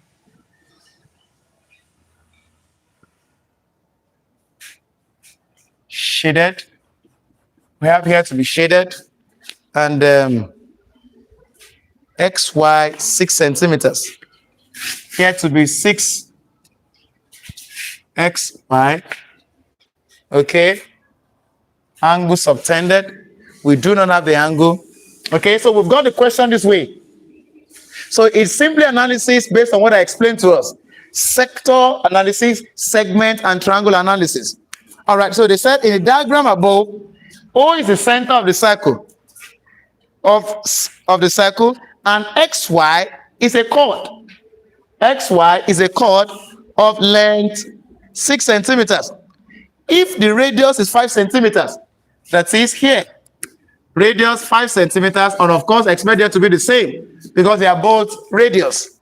Then the question says, calculate, correct to 2 decimal places, angle which XY subtends at the center, that is angle theta. Okay, we have to find that first, then we have to find also area of the shaded portion. So now let's see this question, okay, very quickly. How do we find the angle at the center? All right, thank you. How do you find the angle at the center? Now, subtended. Now, this one here, we've been able to have it now in trigonometry. We have a triangle giving all the 3 sides. And we have to find the angle theta. I've always told us this is now trigonometry in measuration. This is trigonometry, absolutely. How do we get theta? Theta is gotten by using what we call cosine rule. We have cosine rule. I often explain to students this way. Well, we use cosine rule when the triangle involves the 3 sides and just 1 angle. While we work with sine rule when the triangle involves 2 sides, 2 angles. 2 sides, 2 angles. But if you have 3 sides and 1 angle, cosine. And this is the way out. So notice how many sides we have here, or we've got here. Okay, 3 and 1 angle to be found. So that tells us cosine rule. And how do we express that? Now, I've always told you, the only 1 angle involved. Check out what side faces it here. So the side facing that angle is the side you begin with. Now, look at the way you do it. So that side facing it, so actually, it's 6. So you have 6 squared. Okay? I will write it as though Pythagoras theorem, as though Pythagoras. So 6 squared. Why do I start with the 6? Because the angle involved faces that side 6. If the angle theta was here, I would have started with 5 here. Do you understand what I'm saying now? All right. So since we have here to be the angle involved, then that makes me begin with this 6. So I have 6 squared equal to 5 squared. 5 squared, it looks like Pythagoras first, right? Then minus 2 times these two sides here written here. I'll put back here 5 times 5, okay, cos that very angle that we said we have. Okay, actually we have them to be in this order. A square equal to B square plus C square minus 2BC cos A. Okay, that's the rudiment behind this. All right, so we've got this 6 squared to be what? 36 equal to 25 5 squared, 25. 5 times 5, 25 times 2, 50 cos theta. Okay, so now what do we have from there? Then we have 36 equal to these two together is what? 50 minus 50 cos theta. So now we've got this, so we can bring this to the other side. That gives me 36. We've got 36 minus 50, okay, while this one remains here, minus 50 cos theta. I'm sure we are getting it right there. So the 6 minus 50 is what? Minus 14 equal to minus 50 cos theta. So how do we go further? Now, divide both sides by minus 50. Cancel out. So we've got this together, okay, to be, now let's get that from the calculator as usual, all right, to avoid any public error. So we have 14. Oh, good. 14. I don't need this one here. 14 divided by 50. That's 0.28, all equal to cos theta. Then, of course, you know that theta becomes cos inverse of 0.28. So we've got theta to be equal to, so here, okay, cos inverse. Ensure the calculator is in degree. Very important. Okay. Cos inverse 0.28. So we've got the angle to be 73.74. I think we have to do that angle into 2 decimal places, meaning you have 2 numbers behind the decimal point. So here, actually, it is 7, 3, 9, and on and on. So since we have to do so in 2 decimal places, then you have to stop at this number 3 by approximating this one, by counting it up to become here, making it 4. So we've got that to be 4. So you simply indicate 2 dp. Okay, so we've been able to find the angle subtended as 73.74. Then we proceed to the next question, asking us to find area of the shaded part. Now, this is the mechanism of this. Now, let's learn this. So here, area of the shaded part. Now, let me straighten this. Permit me to do it this way. Okay, I cut this out here and I twisted it this way. So here I have the xy 6 centimeters, 5 centimeters, 5 centimeters, O as usual. Then how do you find the area of the shaded part? Now let me break it down. I can say this, that the area of the shaded part, you may not need to do this, but just for better understanding, area of the shaded part is area of a sector minus area of a triangle. How do I mean? Notice that these two, both the triangle and the segment, were both that made up the sector.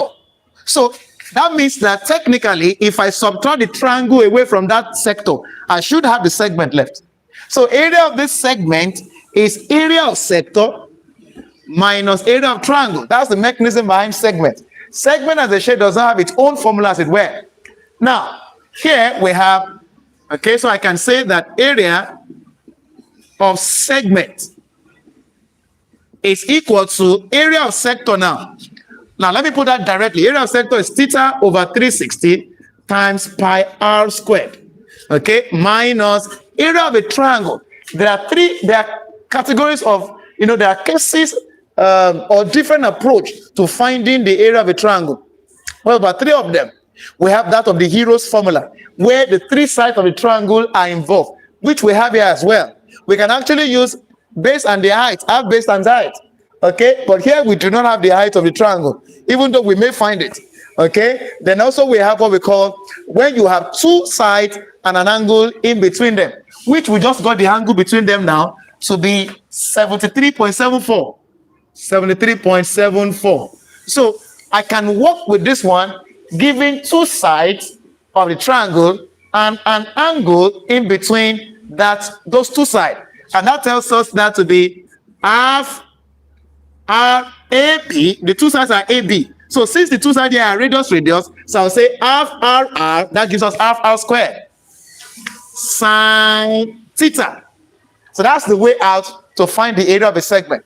Please, I beg you, Now, learn this concept.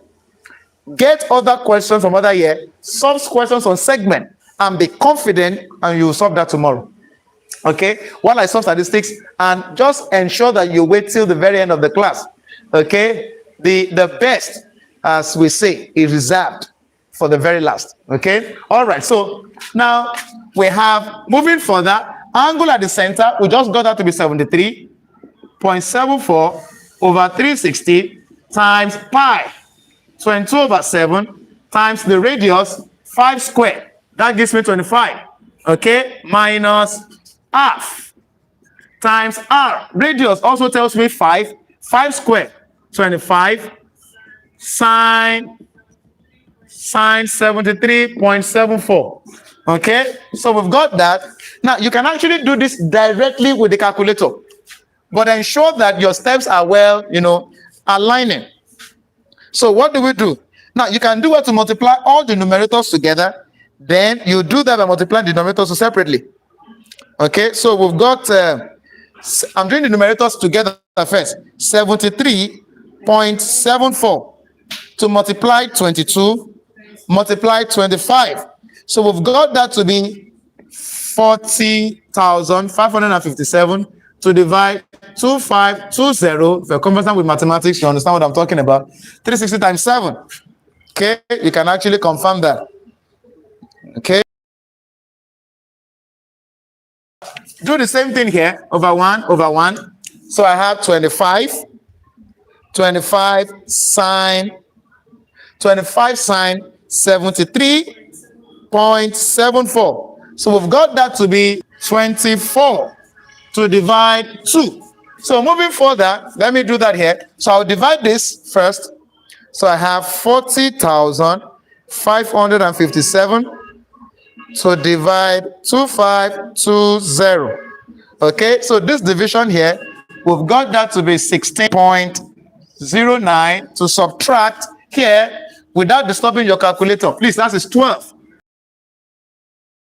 Segment together, area of the segment A. Area of segment, all right, gives us 16.09 minus 12. Of course, you know that to be 4.09. Okay, minus 12, 4.09 centimeters squared.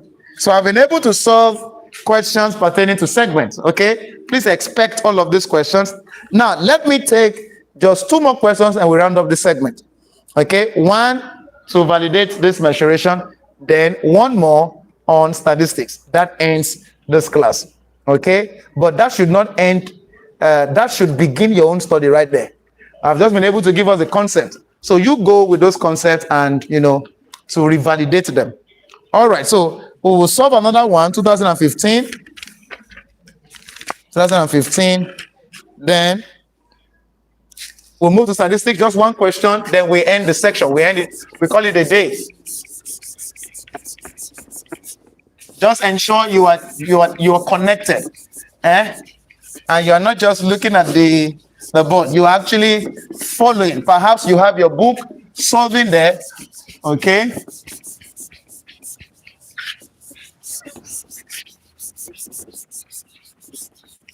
Math is just a way of life. Quite interesting and direct. Just principle based. Get the principle, go adopt it. All right. So the very last one, we have a reservoir. Now we have a water reservoir. Okay.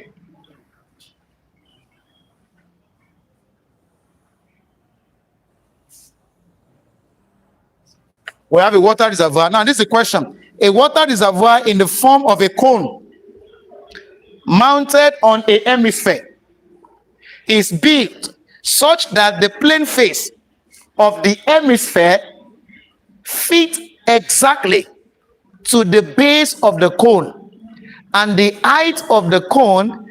Now, let's get that. And the height of the cone. Where's the height of the cone? Actually, in a cone, we have 2 kinds of the height. We have, in a cone, we have that of the actual height or the vertical height, and we have that of the slant height.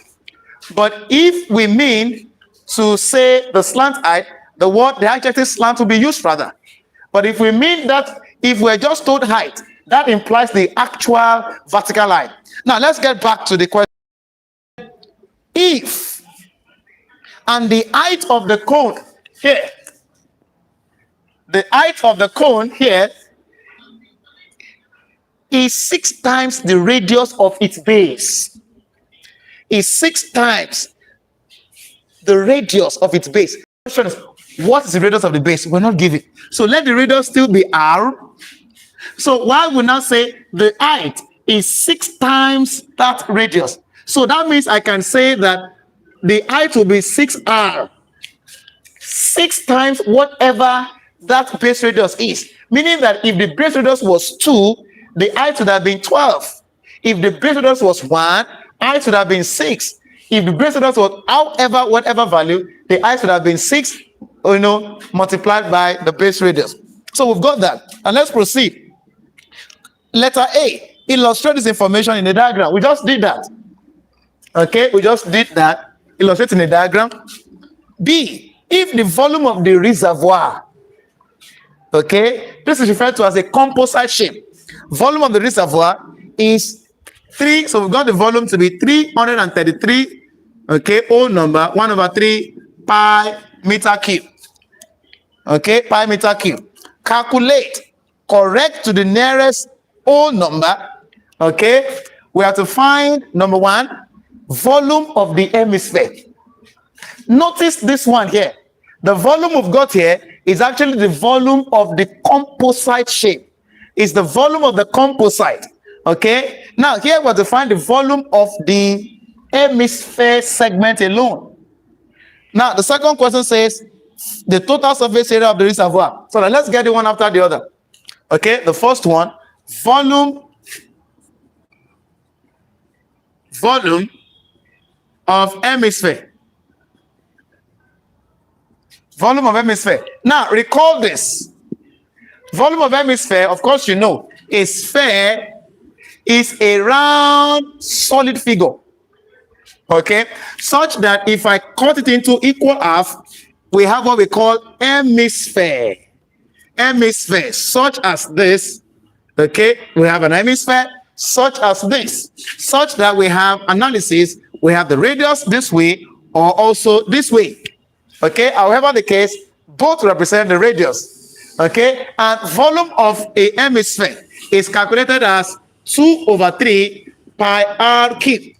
Now, hemisphere has always been a derivative of the sphere.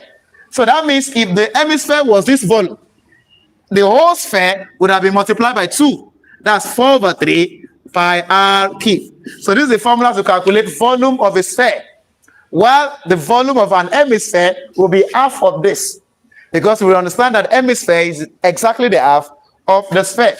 All right, so here to find the volume of this hemisphere, we work with that formula that says 2/3 pi r cube. All right, now, but this is what we have to find. Let me see if I have all the parameters. Let's go. Pi, 22/7, no problem. Do I know the radius of that hemisphere? That's the challenge. So now let's get back to the question. Let's get the radius and get back here and get the volume of the hemisphere. Isn't that direct and simple? So now let's get back here. Now remember, the volume we have here actually combines the hemisphere together with the cone. Okay, so now coming back on this side here, we said the volume of the reservoir is equal to volume of the cone plus volume of the hemisphere. I'm sure we can understand my signature. Volume of the reservoir equal to volume of the cone plus volume of the hemisphere, because it's a combination of hemisphere and a cone, so surmounted. So here, volume of the reservoir here, we've got that to be, permit me to take this to an improper fraction. 333 times 3, that gives me 999. And 999 plus 1, that's 1000. So we've got 1000/3 pi. Notice it's in terms of pi. Okay, I do not need this is a unit. So the volume of the reservoir equal to volume of the cone. Of course, getting back here, for a cone as this, volume of a cone is calculated as 1/3 pi r square h. 1/3 pi r square h. Okay, so we move with that formula, 1/3 pi r square h. Then plus that of the volume of the hemisphere, which I gave us the formula to be 2 over 3 pi r cubed. Now, this is mathematics, and it's very, very direct. So, I notice pi is common here. R square is also common. And even over 3 is common. So, I can do a factorization there by saying, okay, I have pi r square, pi r square, and I notice 3 is common too. So, all in bracket, what remains here? If I take this out of here, I have h plus what remains here? 2. This 3 has come out here, then pi has come out, one r remains. So I substitute. Now, without moving any further, this pi, cancel this pi, mathematically, then I've got that this h represents the height of the cone. Okay, and we were told right in the question that the height of the cone is 6 times the radius. So we have assumed the radius to be the r. Let me use the capital case. Okay, so all right. So now we've got 1,000 over 3 equal to the radius now. Now notice this radius here is also the base radius of the cone and also the radius of the hemisphere, because we're told that the base of the cone and the top of the hemisphere fit exactly.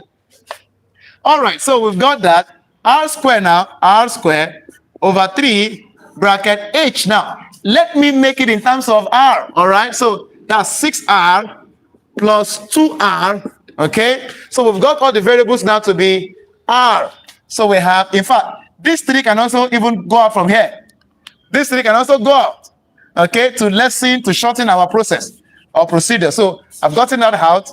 I'm sure we can actually get that. So we have 1,000 equal to r squared multiplied by 8r. So we have 1,000 equal to, multiply this, what do we have? 8r cubed. Now, this is an attempt to find radius 8, to find the radius r. So divide both sides by 8. Okay, divide both sides by 8. 8 cancel out 8. So we've got r cubed to be equal to 1,000. Now, at this junction, what do you do to find r? You cube root both sides. You cube root. So you simply say r cube root of 1,000 over 8. This is a signature of cube root. Notice the 3 written superscript and little. Not this way. Okay, not this way.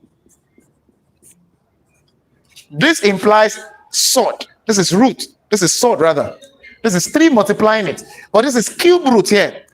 So they have different interpretation. So cube root, as it were, okay, means the number you multiply 3 times. That will give you the numbers within its space. So what number would you multiply 3 times? I'll give you 1,000. 10. So we got r. So 10 is the cube root of 1,000. What number do you multiply 3 times? I'll give you 8. 2. Now let's see that. 2 times 2 times 2. Okay, 8. All right, so we've got 10 over 2. Then finally, we've got this to be 5. Therefore, the radius is 5 centimeters. Okay, we're not asked to find the radius. So since we have gotten the radius as 5 centimeters, now you tell me, what do you think the height of the cone will be? 6. All right.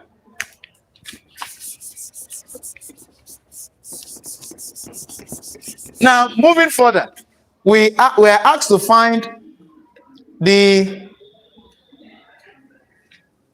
where's the question again?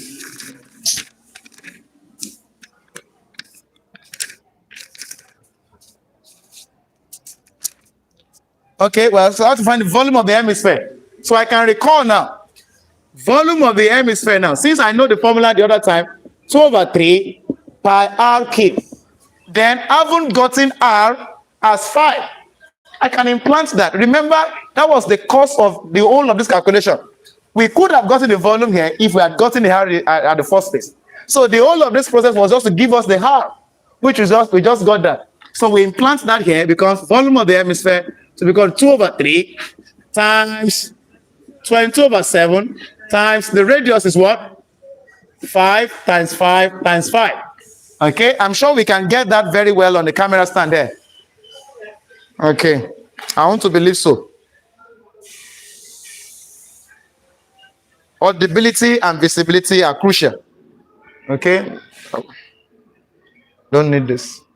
2, I don't need this. Multiplied by 22. multiplied by 125 directly. Thank you. So we've got that to be 5,500 to divide 21.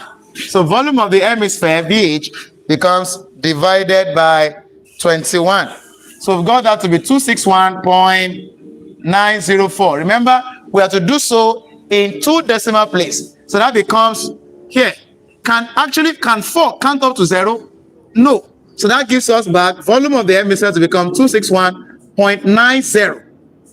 Okay, all right, the unit, centimeter cube. Do we have it in centimeter or meters? Meters, here. So it should be in meters cube. In meter cube. So you simply put 2 dp, all right? Quite easily done. So we'll move lastly to statistics. Don't be in a haste to live there. Just sit back and let's get down, what we are here for. All right, so we'll move straight to statistics. And I'll be solving just one question there. And I hope you will just get it all once, and for all times. Okay? Statistics. These are sure questions that you will have tomorrow.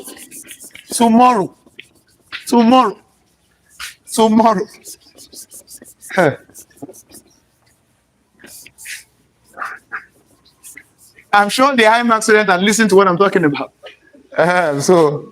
All right. So we'll get back to statistics, which is the last question. Statistics.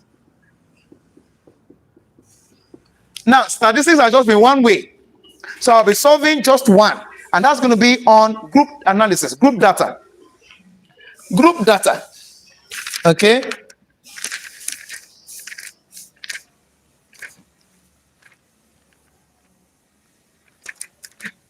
Group data analysis.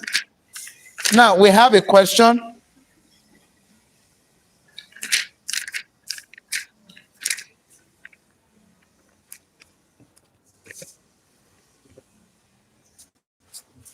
All right. Now this is the question here. We have the table this way. Class interval. And here we're giving the frequency.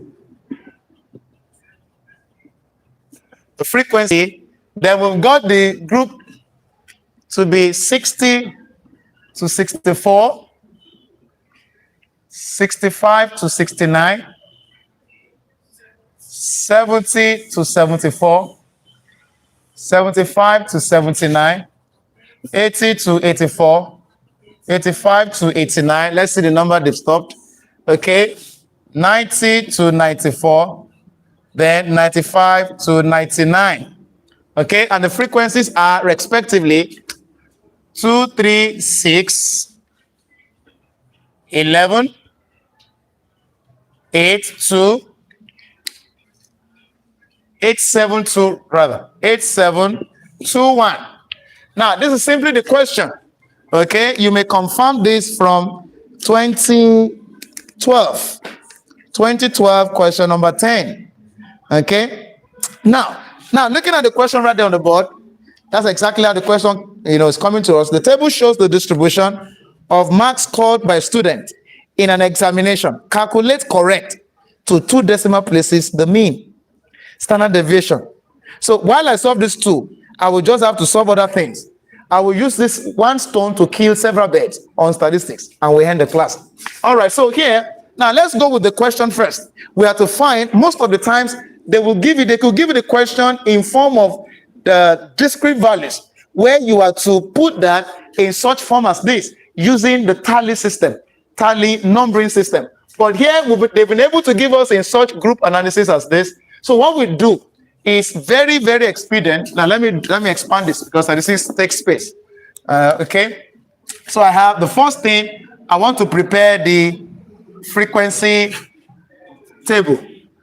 Okay, the first thing is what we call class interval. Okay, class interval, as they told us here, truly. So we have 60 minus 64. This is your answer page now. The next thing, 65 to 69. Notice the difference, so you can flow 70 to 74. Okay, let me leave a distinct line. 70 to 74. Of course, what do we have here? Okay.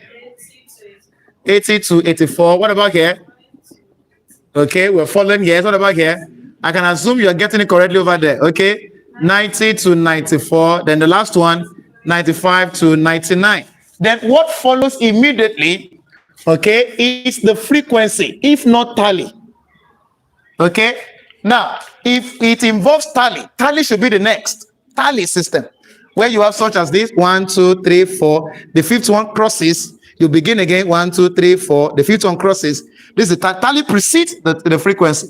Okay, but in this case we do not work with the tally system, so we have the frequencies directly.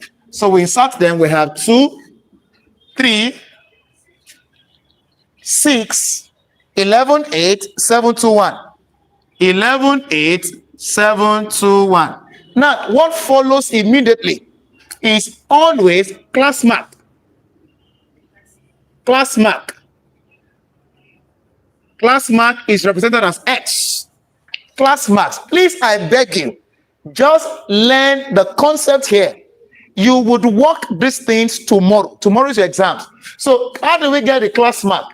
You simply have the two class limit and you divide it by 2. You find the average. So to say 60 plus 64, and that's 124. 124 divided by 2.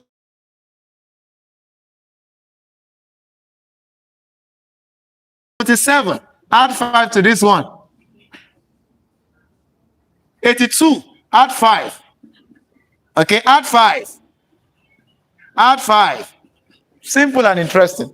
Now, the next thing, if you are to prepare frequency distribution table, then these are constant things that you must have first before you proceed to what you have to find. Then the next thing is always class boundary. Class boundary. Now, class boundary should be given a wider space. Now, you would understand this. Now, how do you get a class boundary? Now, this is it. You will check the last limit here and the first class here. Now, this is 64. This is 65. Notice the difference. 1. Notice here too, the last class is 69. The first one is 70. The difference is 1. Now, you'll get the difference, which is 1. Divided by 2, what do we have? 0.5. That means that you will subtract 0.5 from here. Add the same 0.5 to this one here. It is not always 0.5. It depends. If you are giving such interval as this, 60 to 64, and another one, 66 to 70. Wait, notice it. What ended it here? 64. What began here? 66. What's the difference? 2. Here, you will say the difference, which is 2. You divide it by 2. That's 1. So it will be 1 you subtract from here. You have the same 1 here. So the class boundary in this case will now be subtract 1 from here. That's going to be 59 to 65. Do the same thing here. Subtract 1, 65 to 71. Okay, that's how to do that. But in this case, where you have the difference always to be 1, that's why it is often said that you subtract 0.5, add 0.5. But now I'll show you the reason behind that. So we've got this to be what? 59.5 to 64.5. Now here we have 64.5 to... Okay, what about here? Okay, good. What about here? Okay, what about here? So 9.5 to 84.5. What about here? To 89. What about here? 89.5 to... What about here? To 99.5. Okay, then these are residual components that your table must contain. Then the next thing can now depend on whatever we have to find. Remember here we have to find the mean. First one, mean. And of course you know that mean is calculated as summation fx over summation f. Okay, if it is not assuming, and of course you know that. If it was assuming, it would have been assuming plus summation fg over the summation f. Okay, if we were given assuming, where A is the assumed mean and D is the deviation from the assumed mean. Okay, where D is, I can actually put D to be x minus A. So I can actually put this to be this. Okay, notice that I didn't put, but we're not working with this now anyway. It is not a modular sign. This is simply a bracket. Now the bracket here means that peradventure you have a negative sign from subtracting this. You should include that negative sign. and not decline it. But if it was such modular sign as this, then such as we have in mean deviation, invariance, and the likes of that, that means that peradventure you subtract these two and you have a negative sign, you should negate the negative sign. That's what that one means. But here for assuming, it actually means bracket. So the minus sign counts here. But in the whole of this thing, we are not working with assuming for now. We're working with the actual mean. So summation, that means I need a place to call the fx. So I will get back to the table and create a colon for fx. You can now see what I'm getting from here now depends on what I'm to find. So fx is gotten by multiplying f and x as a name. F times x. So 2 times 62, that we've got that to be 124. Okay? Think statistics is basically calculator work. It's basically calculator to avoid any error. If I multiply anything wrongly here, it affects my summation, affects my mean, affects my standard deviation, affects anything that follows. So care must be actually put up. So here, this is just the very last question. So stay tuned till the very end in a moment. So I've got 3 times 67. 3 times 67. So that is 201. Okay, the next one, we've got 6 times 72. 6 times 72. Got that to be 432. 432. 11 times 77. 11 times 77. That's 847. 847. The next one, 8 times 82. It's always calculator work. And try to avoid any error. Do not be in a haste in this segment. Okay? That's we've got 656. 656. The next one, 7 times 87. 609. Okay? 2 multiplied by 92. 184. Then lastly, 1 times 97 gives us 97. Notice the signature here, summation. So I'm to sum this up. I'm to sum that colon up. So I sum them up. I've got 184 plus 97 plus 609 plus 656 plus 847 plus 432 plus 201 plus 124. So we've got all to be, the summation to be 3150. Okay? And of course, summation F here implies you sum the F together. So we've got the summation of F to be 2 plus 3. Okay? Let me work with the calculator to avoid any error. Okay? Whatsoever. Plus 11 plus 8 plus 7 plus 2 plus 1. So we've got the summation to be 40.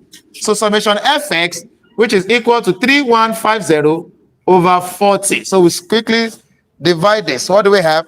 3150 divided by 40. So we've got that to be 78.75. Okay, that's the mean. So we've gotten the mean to be 70.75. Now, that's the first part. We are getting to the end of the class. Okay? If I were you, I would sum up my strength and just ensure I finish to the very end. Because he that endures to the end, the same shall be saved. Okay? Now, so we've got, there's the question. Okay. The next question says standard deviation. Now, recall this. Standard deviation, SD, has always been square root of variance. So I've always told students, if you have to find standard deviation, don't get that directly, get the variance and just come find the square root of whatever the variance is. And meanwhile, variance is calculated. Variance, let me give you a short notation to about these things here. Now, we have the mean deviation first of all. Mean deviation is calculated by saying summation F modulus X minus X bar, okay, over summation F. Now, notice what I'm doing here. I will graduate to variance now. Variance will not be gotten if I simply include a square here. Notice the graduation. Mean deviation first. So if I put a square here, it becomes variance. How do I mean? It becomes summation F modulus X minus X bar then squared over the same summation f. Okay, then what happens if how do I get to standard deviation? I just take this down, then square root it. So we have square root of summation f modulus x minus x bar square over summation f. Now, notice the graduation from mean deviation to variance and from variance to standard deviation. All right, so here, since we have the standard deviation to be this way, so let's go find the variance. Then we'll come square root the variance and we'll get the standard deviation. All right. Okay, so now how do we get the variance?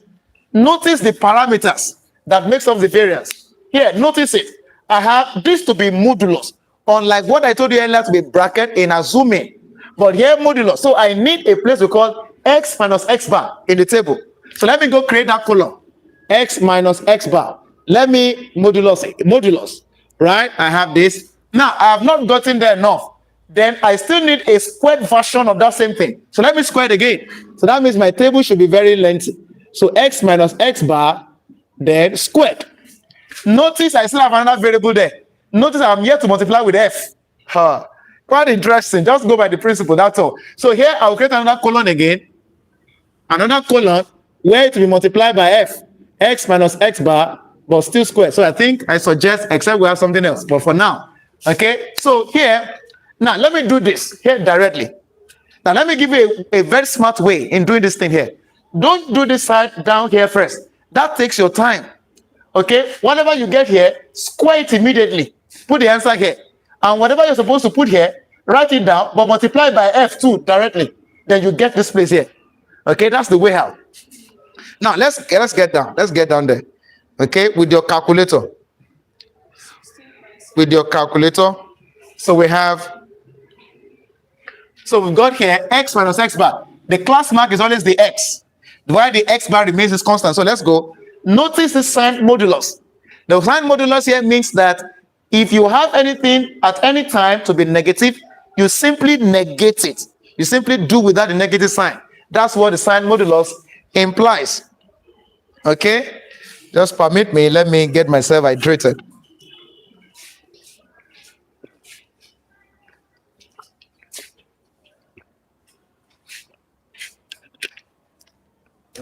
All right. So what do we have? Sure, some of you are working with that already. Smart of you. While some of you are just looking at. Oh, forgive you. All right. So here, x minus x bar. X. 62. 62 minus. Don't mind the water in my finger. 62 minus x bar. 78.75. So I've got that to be minus 16. Should I include the minus sign? Tell me no. No. So that becomes 16.75. Immediately square it. Just simply press the square. Okay? But here, don't mind me. I'm just working with the casual calculator. 16.75 multiplied by 16.75. So we've got that to be 280.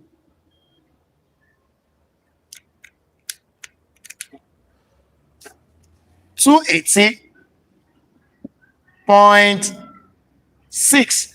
Now, whatever you have here again, multiply it immediately by the f, by 2 times 2. So we've got that to be 561.125. Okay, however, you have the space to create the decimal place. So the next one, x minus x bar, 67. 67 minus 78.75. So we've got that to be 11.75. Square it immediately. Times 11.75. So we've got that to be 138.1. Then multiply it immediately by the f times 3. Times 3. We've got that to be 414.19. Okay. The next one, I'm sure we've gotten the redoment, so you can actually proceed there. 672 72 minus 78.75. We've got that to be minus 6.75, but you don't include the negative sign. You negate it. So what do you do next? You multiply that, you square it again. Okay, multiply by 6.75. So we've got the multiplication, the square to be 45.6. Now immediately multiply this by the F as well, times 6, multiplied by 6. So we've got that to be 273.38. Okay, let me just approximate to 2 decimal place. The next one, let me hasten up. Okay, 77 minus 78.75. Though we have minus, but you don't include the minus sign, 1.75. You as well square this immediately, multiplied by 1.75. Okay, 3.06. Okay, what do you do immediately? Like I said, you multiply immediately by the F. Okay, by 11 times 11, 33.69. Okay, then we move to the next one, 82 minus 78.75. So we've got that to be 3.25. Immediately, what do? You square it, you get this place, multiply by 3.25. We've got that to be what? Multiplied by the frequency F, multiplied by 8. What do we have there? 84.5. We'll move to the next one. Okay, that's statistics for you. Okay, we have 87 minus 78.75. That's 8.25. Okay, we've got this to be 8.25. Then immediately you square this. Okay, I'll multiply this times 8.25. So we've got the square to be 68.06. Okay, then immediately what you have here, you multiply by the frequency 7, multiplied by 7. So we've got that to be 476.4. Let me leave that to 1 dp. So move to the next one, almost done. We have just 2 more. Okay, just these 2. 92 minus 78.75. We've got that to be 13.25. 13.25. You square this immediately, times 13.25. So we've got 175.6. So whatever you have here, you multiply by the frequency directly, multiply by 2 times 2. We've got 351.13. Okay, then the very last question, the very last point, 97 minus 78.75. Okay, we've got that to be 18.25.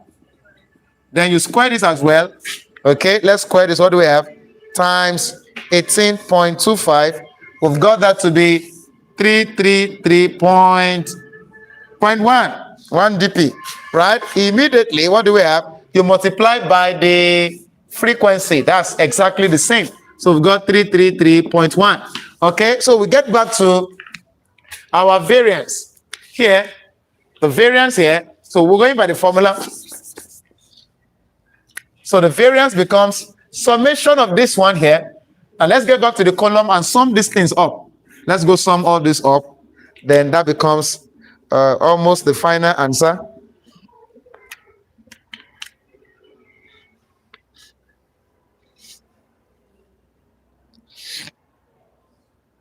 Excuse me. So we have 333.1 plus 351.13 plus 476.4 plus 84.5 plus 33.69 plus 273.38 plus 414.19 plus the very last 561.125. So we've got the sum to be 2527.5. So we get back here, summation of that column gave us 2527.5 to divide summation F, which we got earlier to be 40. So dividing this, we simply divide this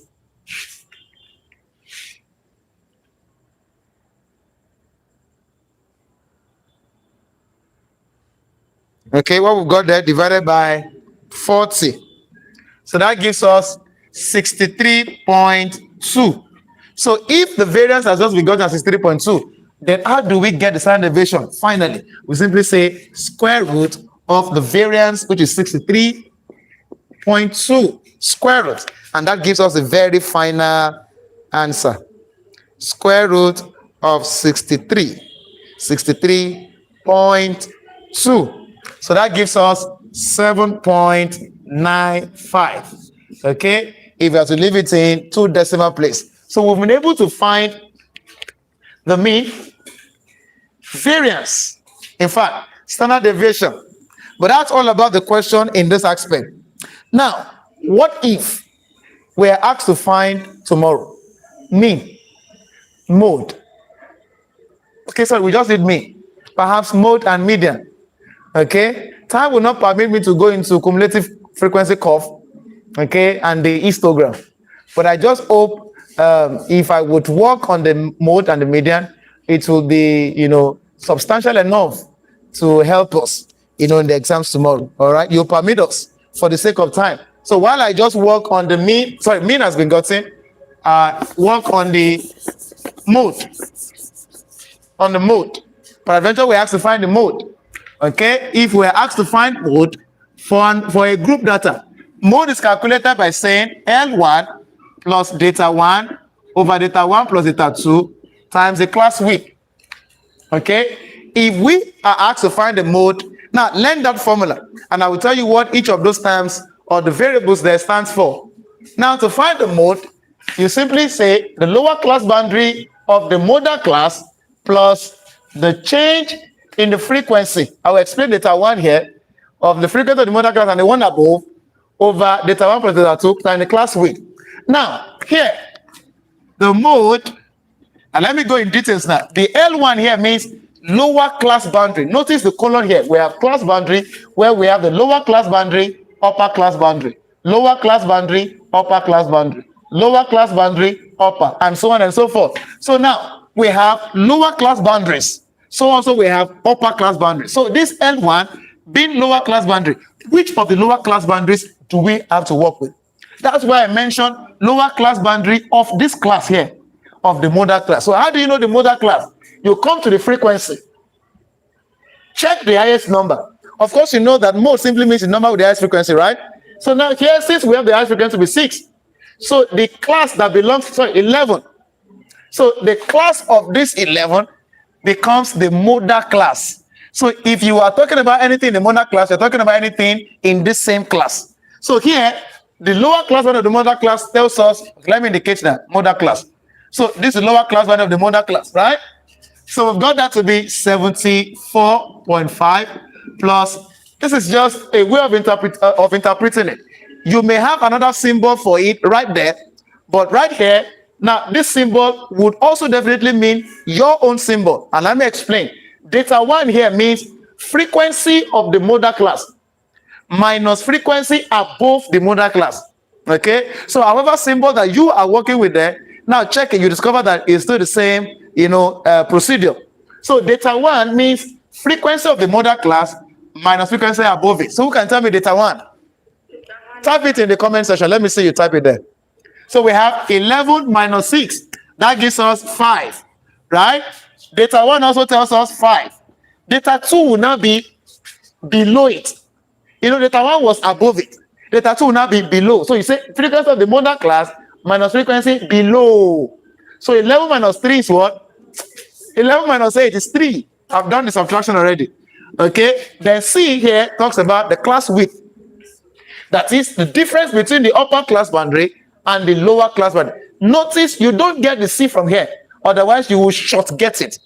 79 minus 74, 75 is 4, but 79.5 minus 74.5 gives us 5. So class width is gotten from the class boundary, not from the class interval. So we got that to be what? 5.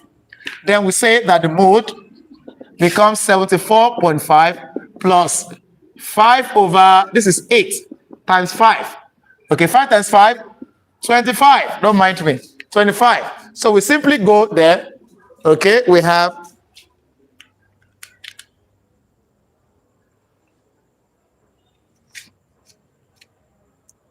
okay, let me do this first. Let me do this one. 25 to divide 8. So we've got that to be 74.5 plus this division here gave us 3.125. So therefore, the mode gives us, okay, I will add that, plus 77.6 plus that's 74.5. So we've got the mode to be 77.63. We've got the mode to be 77.63, while the mean, this, notice the closeness. That's why we refer to them as measure of central tendency. Now let's just get lastly the median. Okay, I just want to use this one stone to kill several birds. Okay, while you permit me, because of the nature of the time and the nature of the question, we may not have the graph to do the cumulative curve and all of that. So I will just stay put to the calculation aspect while we hope for the best tomorrow in the exams. All right. So I will solve lastly the median. Now, how do we solve the median? Now, I haven't seen the way the mode has been solved. Median, perhaps we're asked tomorrow as well. Okay.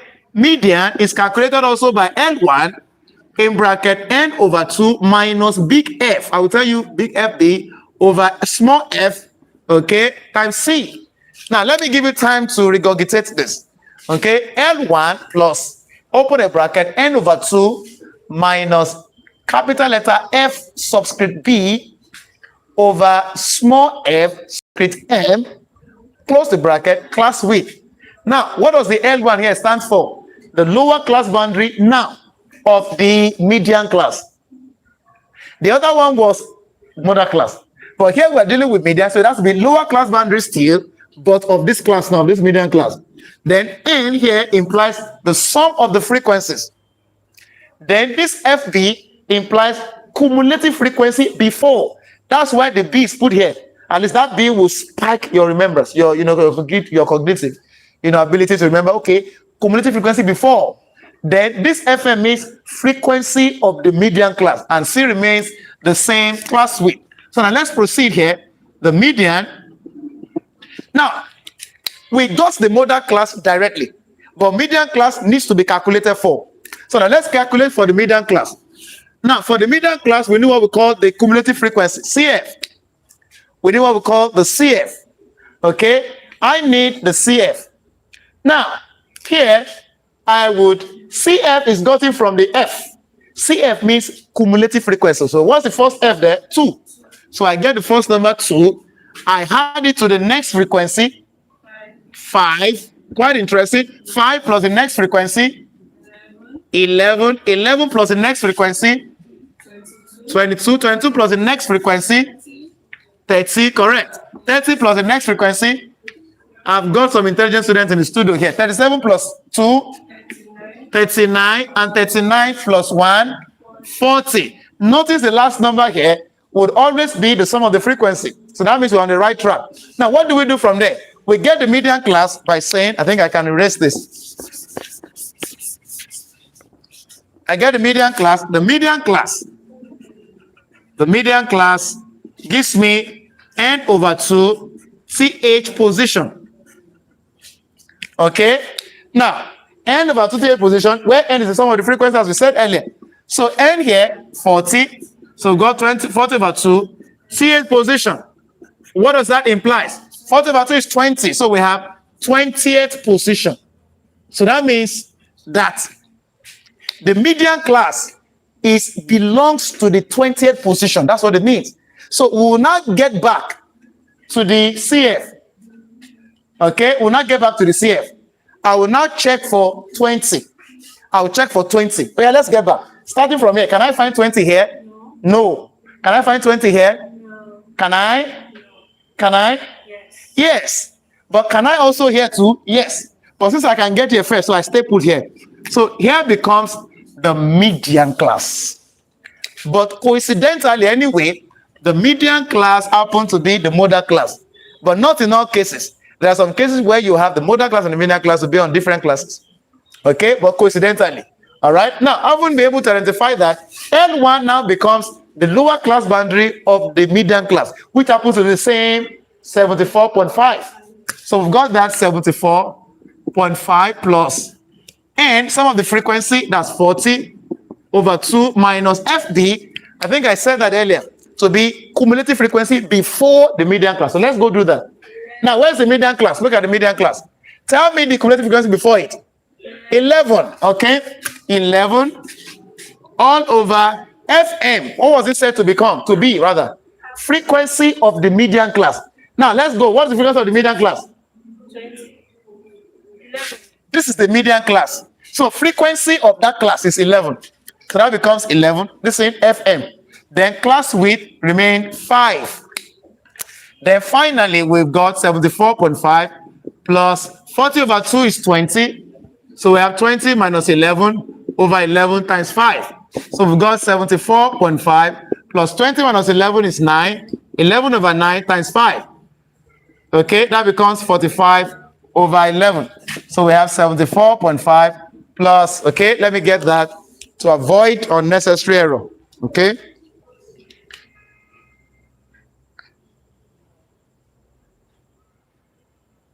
$45 to divide 11. Okay, we've got that to be 4.1 approximately. Then we add this to become plus 74.5.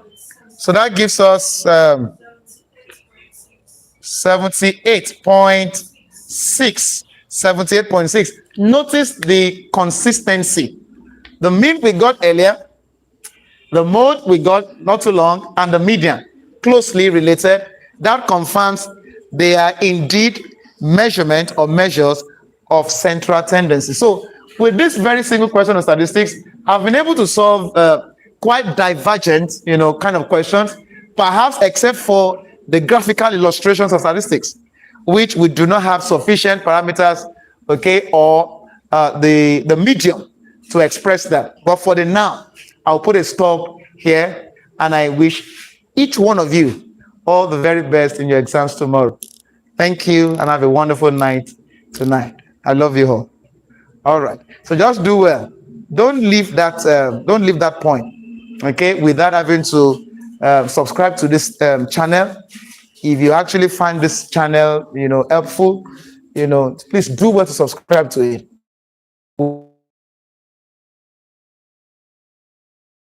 Happy, cares, and loves each one of you. Thank you very much. God bless you. Have a wonderful night.